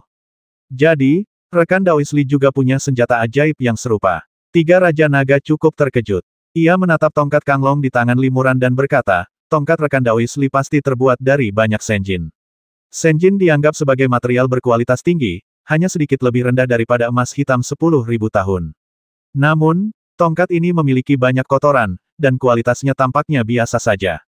Tongkat Kanglong di tangan Limuran hanya memiliki kualitas senjata sihir tingkat 8, yang memang jauh lebih rendah dibandingkan dengan tombak panlong milik harta karun spiritual tiga Raja Naga. Jika kompetisi ini hanya tentang senjata ajaib, Limuran pasti kalah telak. Raja Naga Agung tersenyum tipis. Dilihat dari kualitas senjata sihir yang digunakan kedua belah pihak, hasil kompetisi ini sudah tidak lagi menegangkan. Rekan Taois Li, ambillah. Teriak tiga Raja Naga lirih, lalu meraih tombak panlong dan mengayunkannya. Sebuah busur cahaya keemasan yang cemerlang bersinar bersama tombak naga melingkar, dan saat melesat, tombak itu melepaskan hembusan angin yang menderu. Hembusan angin ini menghantam penghalang di sekitar aula, menyebabkannya berkedip-kedip, jelas memberikan dampak yang luar biasa. Menghadapi serangan yang cukup kuat untuk menyapu bersih ribuan pasukan, Limuran tidak menghindar. Ia malah mengayunkan tongkat Kanglong dan menyapukannya ke arah tombak Panlong. Benturan tongkat dan tombak itu diikuti oleh bunyi dentuman yang memekakkan telinga, gemanya bergema di aula untuk waktu yang lama. Untungnya, para kultivator di aula semuanya memiliki kultivasi yang sangat tinggi, jika tidak, jika seorang kultivator tingkat rendah ada di sini, ia mungkin akan ketakutan. Ketika kedua harta karun itu berbenturan langsung, cahaya keemasan terpancar. Limuran terkejut oleh kekuatan dahsyat itu dan mundur selangkah, tetapi tiga Raja Naga tidak bergerak sama sekali. Meskipun Limuran memblokir serangan itu, dia jelas berada dalam posisi yang tidak menguntungkan. Melihat Limuran terdorong mundur selangkah, Raja Tiga Naga sedikit mengangkat bibirnya dan berkata sambil tersenyum dalam serangan terakhir, Jin hanya menggunakan 50% kekuatan sucinya. Kali ini, dia akan menggunakan 70%. Rekan Taois Li, hati-hati. Terima kasih atas pengingatnya. Limuran mengangguk. Jika ini pertarungan hidup dan mati, lawan pasti tidak akan menguji lalu memperingatkan seperti ini. Sepertinya ketiga Raja Naga tidak ingin merusak hubungan dalam kompetisi ini, jadi perilaku mereka lebih seperti kompetisi antar teman dekat daripada pertarungan hidup dan mati. Ketiga Raja Naga mengumpulkan kekuatan mereka, lalu mengangkat tombak Panlong mereka dan membantingnya ke tanah. Bang! Tanah hancur berkeping-keping, dan gelombang kejut yang dahsyat menerjang Limuran. Kemanapun gelombang kejut itu lewat, tanah giok tak hanya berubah menjadi bubuk, tetapi juga menyebabkan getaran hebat, seolah-olah seluruh istana naga berguncang. Jika bukan karena penghalang yang kuat, hantaman ini pasti akan menghancurkan seluruh aula. Tombak itu tampaknya tidak diarahkan langsung ke Limuran, tetapi gelombang kejutnya tidak kalah mengerikan daripada hantaman tombak naga melingkar. Seorang kultivator manusia yang terkena gelombang kejut kemungkinan besar akan langsung hancur berkeping-keping, berubah menjadi kabut berdarah. Bahkan seorang kultivator ibel di tahap tubuh sejati tingkat menengah, dengan wujud fisik yang sedikit lebih lemah, akan hancur berkeping-keping. Tepat saat ketiga Raja Naga menghancurkan tombak Panlong, pikiran Limuran bergerak dan merangsang garis keturunan kilin di tubuhnya. Dalam sekejap, tubuhnya bersinar dengan cahaya keemasan, dan lapisan sisik halus tumbuh di kulitnya pada saat yang sama. Kekuatan suci yang lebih kuat juga mengalir melalui seluruh tubuhnya. Limuran berteriak keras dan menirukan gerakan pihak lain, mengangkat tongkat Kanglong dan membantingnya ke tanah. Bang! Terdengar suara keras, mengguncang istana naga, dan gelombang kejut yang sangat kuat pun menerjang ke depan. Kedua gelombang kejut itu bertemu di tengah jalan, menimbulkan suara bang yang keras dan menghancurkan tanah di sekitarnya. Kekuatan sisa gelombang kejut melesat ke atas, langsung menembus tirai cahaya penghalang di puncak aula dan membuat lubang setinggi lebih dari 3 meter di atap. Kekuatan sisa gelombang kejut terus menerjang laut di atas, akhirnya menembus permukaan laut, menyebabkan gelombang raksasa setinggi 30 meter tiba-tiba meletus dari permukaan laut yang tenang. Dalam gerakan ini, kedua belah pihak berimbang dan tiga Raja Naga tidak memperoleh keuntungan apapun. Semua kultivator ibel terkejut. Raja Naga Agung menatap Limuran dan berkata dengan sedikit terkejut, menarik. Rekan Daois Li tidak hanya memiliki kekuatan ilahi yang luar biasa, tetapi juga memiliki garis keturunan kilin emas yang sangat murni. Sungguh langka, meskipun beberapa ras dalam ras ibel saya mewarisi sedikit garis keturunan kilin, garis keturunan itu jauh lebih sedikit daripada garis keturunan kilin seorang kultivator manusia seperti rekan Daois Li. Sungguh aneh. Rekan Daois Li benar-benar tak terduga. Ekspresi tiga Raja Naga sedikit berubah saat mereka berkata, kalau begitu, aku, Jin, bisa bertarung sekuat tenaga tanpa perlu khawatir lagi. Apa yang dimaksud oleh tiga Raja Naga adalah mereka akan menggunakan kekuatan mereka yang sebenarnya. Begitu ia selesai berbicara, Raja Naga ketiga berteriak lagi, dan tombak naga melingkar di tangannya menusuk Limuran dengan kecepatan tinggi. Naga emas di tombak itu tampak hidup dan menyatu dengan tombak emas itu, bagaikan naga emas yang berenang, menusuk Limuran dengan ganas. Limuran menghindar sedikit ke samping, dan pada saat yang sama dia mengerahkan seluruh tenaganya untuk mengayunkan tongkat Kanglong, yang menimbulkan bayangan tongkat emas tebal dan menghantam tombak Panlong. Bang! Suara keras terdengar, dan pada saat yang sama, dua kekuatan besar menyerbu ke arah para biksu di kedua sisi dengan senjata ajaib mereka. Di bawah pengaruh dua kekuatan yang mencengangkan ini, tongkat Kanglong di tangan Limuran benar-benar hancur menjadi 7 atau 8 bagian, dan tombak Panlong di tangan tiga Raja Naga juga terguncang dan terlempar dari tangannya. Tongkat Kanglong Limuran hanyalah senjata sihir tingkat 8. Meskipun sangat kokoh, tongkat itu hanya mampu menahan kekuatan suci Limuran. Di bawah hantaman gabungan Limuran dan tiga Raja Naga, tongkat itu tak mampu menahannya dan rusak total. Namun, tombak Panlong berkualitas sangat baik dan tetap utuh. Limuran dan tiga Raja Naga juga terguncang oleh dua kekuatan besar itu, tubuh mereka mati rasa dan sakit, dan mereka tidak dapat bergerak sejenak. Namun, Limuran bereaksi lebih cepat. Ia segera melesat dan muncul di dekat tombak Panlong yang sedang dihempaskan, lalu meraihnya. Oh tidak, wajah Raja Naga ketiga berubah drastis, dan dia buru-buru memikirkannya, mencoba mengingat tombak Panlong. Tombak Panlong adalah harta karun spiritual dan telah mencapai komunikasi spiritual awal. Ketika dipanggil oleh pikiran pemiliknya, tombak itu berubah menjadi makhluk hidup dan berubah menjadi naga emas kecil sepanjang sekitar 3 meter. Tombak itu berjuang mati-matian untuk melepaskan diri dari kendali Limuran. Tombak naga melingkar itu sangat berat, dan bahkan jika tidak bergerak, seorang kultivator biasa pun tak akan mampu menggenggamnya. Namun, Limuran sangat berbeda. Ia tak hanya mampu mengangkat tombak naga melingkar itu dengan satu tangan, tetapi betapapun ia berputar dan meronta, tombak itu tak dapat lepas dari genggamannya. Bukan hanya itu saja, Limuran bahkan dengan paksa mengayunkan tombak Panlong, menggunakannya sebagai tongkat, dan menyapu ke arah 3 Raja Naga yang maju untuk mengambil tombak itu. Meskipun Limuran sama sekali tidak mampu melepaskan kekuatan penuh tombak Panlong, serangan menyapu ini juga mengandung kekuatan yang sangat kuat, dan 3 Raja Naga mungkin tidak dapat menahannya hanya dengan tubuh ibel mereka. Raja Naga ketiga segera mencengkeram ujung depan tombak Panlong dengan kedua tangan. Kedua pria itu masing-masing memegang salah satu ujung tombak Panlong, menuangkan seluruh kekuatan suci mereka ke dalam tombak, dan berkompetisi dalam kekuatan suci. Tombak Panlong, yang kualitasnya setara dengan harta karun spiritual, benar-benar mulai bengkok di bawah pertempuran kekuatan ilahi mereka. Naga emas di tombak itu benar-benar mengeluarkan suara merintih seperti ratapan. Raja Naga ketiga ketakutan. Ia memegang pistol dengan tangan kirinya dan memukulkannya dengan tangan kanannya. Cakar naga emas segera muncul dan menyambar Limuran yang berada dalam jarak beberapa kaki. Limuran menepukkan telapak tangannya hampir bersamaan, tetapi itu adalah telapak awan ibel yang penuh dengan energi ibel. Telapak awan ibel melilit cakar naga emas, dan dengan dorongan kekuatan telapak tangan, cakar naga itu langsung hancur berkeping-keping, mengubahnya menjadi titik-titik cahaya emas yang kemudian menghilang.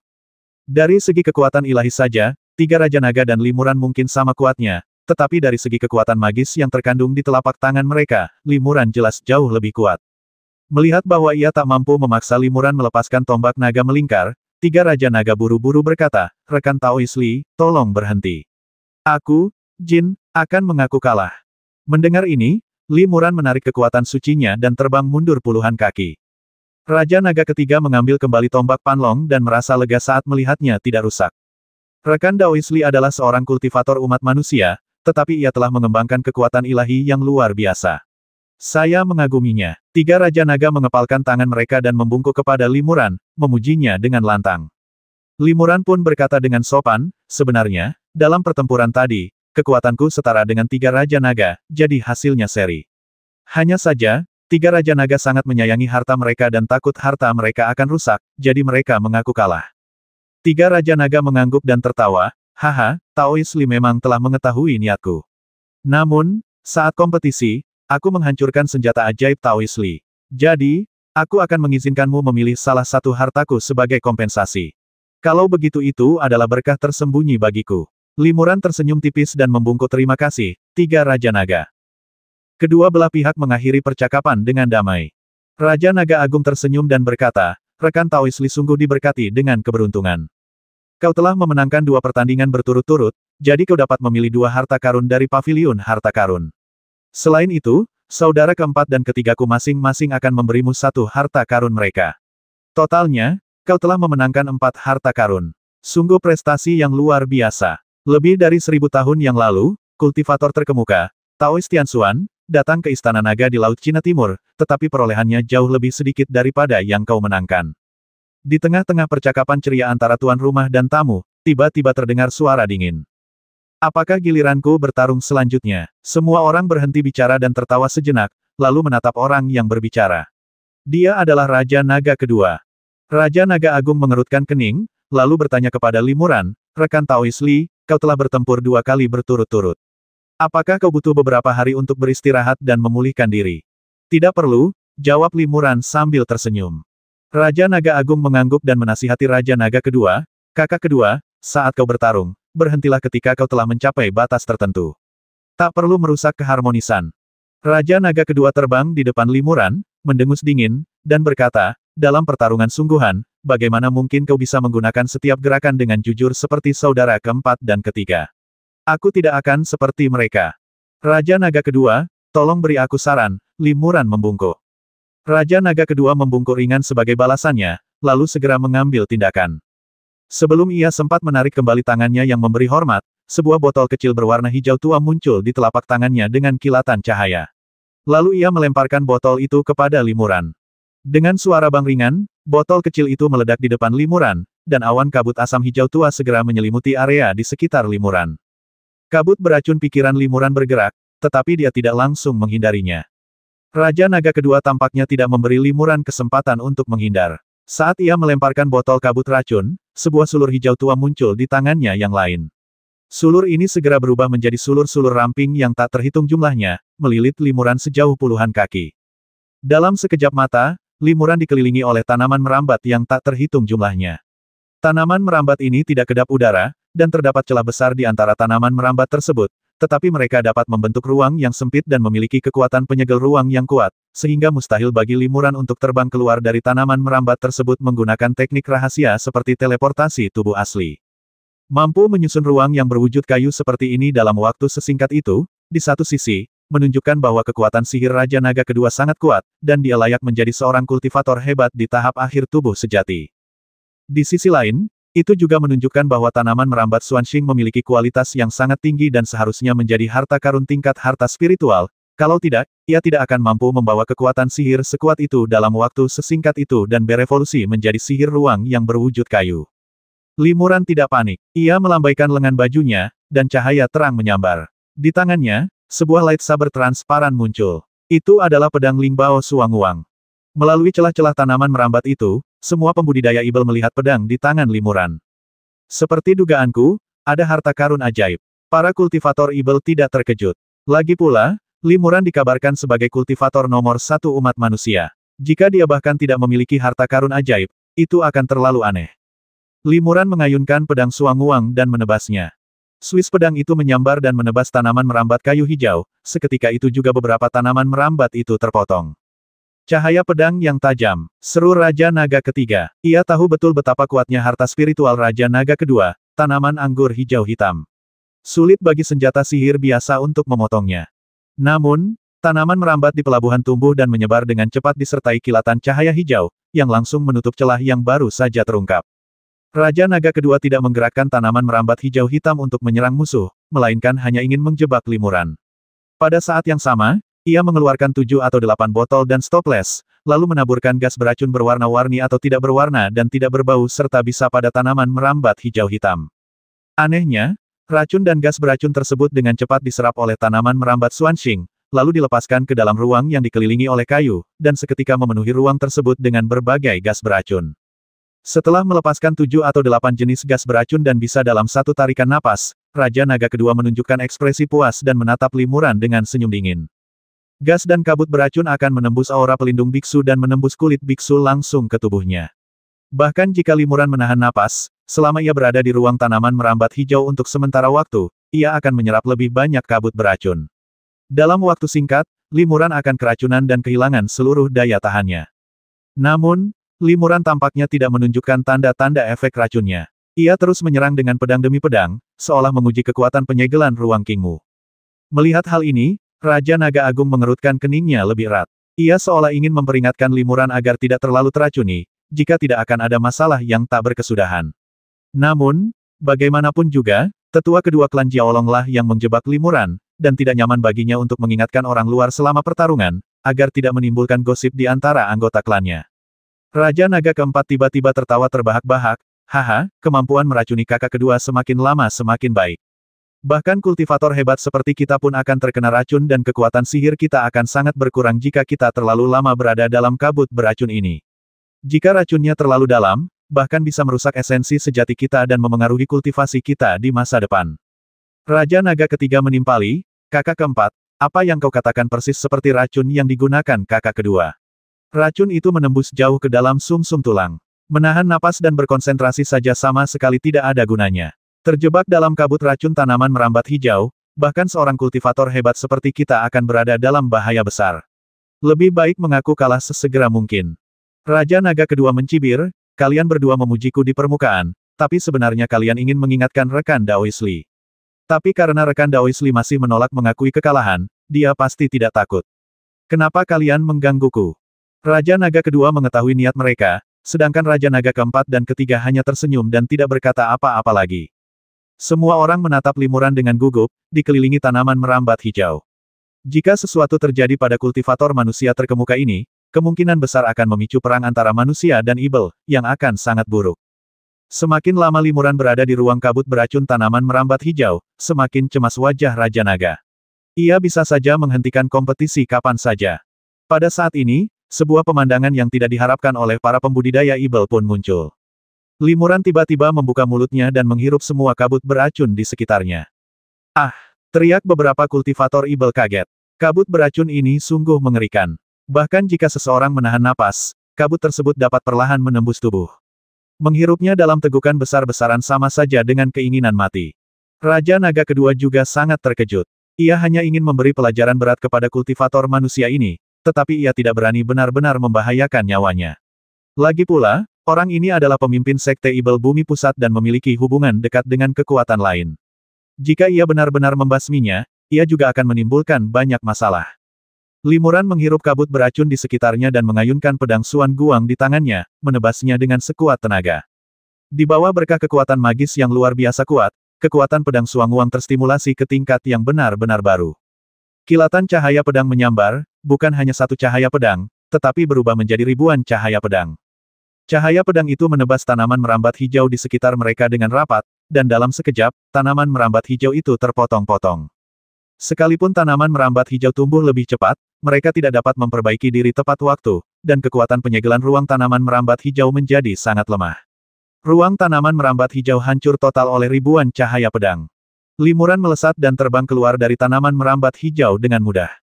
Saat dia terbang keluar, dia tiba-tiba membuka mulutnya dan menyemburkan panah tajam ke arah Raja Naga kedua. Bang! Anak panah tajam itu meledak di hadapan Raja Naga kedua, berubah menjadi awan kabut beracun. Ternyata anak panah tajam ini sebenarnya terbentuk dari kabut beracun tersebut. Raja Naga kedua diselimuti kabut beracun yang tiba-tiba muncul, dan wajahnya langsung membiru. Ia sangat cemas dan segera menghindar ke samping. Bersamaan dengan itu, ia mengeluarkan 7 atau 8 botol obat dari tangannya, mengeluarkan beberapa jenis ramuan, dan menjejalkannya ke dalam mulut dalam sekali tarikan napas. Setelah menelan ramuan tersebut, kulitnya berangsur-angsur pulih, tetapi ia sudah berkeringat dingin. Meskipun dialah yang melepaskan racun-racun mematikan ini, tubuhnya sendiri pun tak mampu menahannya. Untungnya, dia tahu cara mendetoksifikasinya dan punya beberapa pil detoksifikasi. Setelah Raja Naga kedua didetoksifikasi, dia masih belum rileks ketika tiba-tiba dia merasakan sedikit rasa dingin di lehernya. Dia ingin sekali melakukan detoksifikasi, tetapi dia tidak tahu kapan limuran telah melayang di belakangnya, dan pedang Suan Guang di tangan limuran diletakkan di belakang lehernya. Raja Naga kedua, silakan mengaku kalah, kata limuran ringan. Aku mengaku kalah. Saat ini, selama limuran memikirkannya, ia bisa dengan mudah membasminya. Bagaimana mungkin Raja Naga kedua berani menolak? Dalam sekejap, situasi berubah drastis. Limuran, yang awalnya terjebak di ruang kabut beracun tanaman merambat hijau dan berada dalam bahaya besar, langsung mengubah kekalahan menjadi kemenangan, yang mengejutkan para pembudidaya ibel di sekitarnya. Metode rekan Daois Li memang tak terduga. Dia adalah kultivator manusia nomor 1 di dunia dan reputasinya memang pantas. Raja Naga Agung mengangguk pelan, memuji limuran dengan tulus. 710.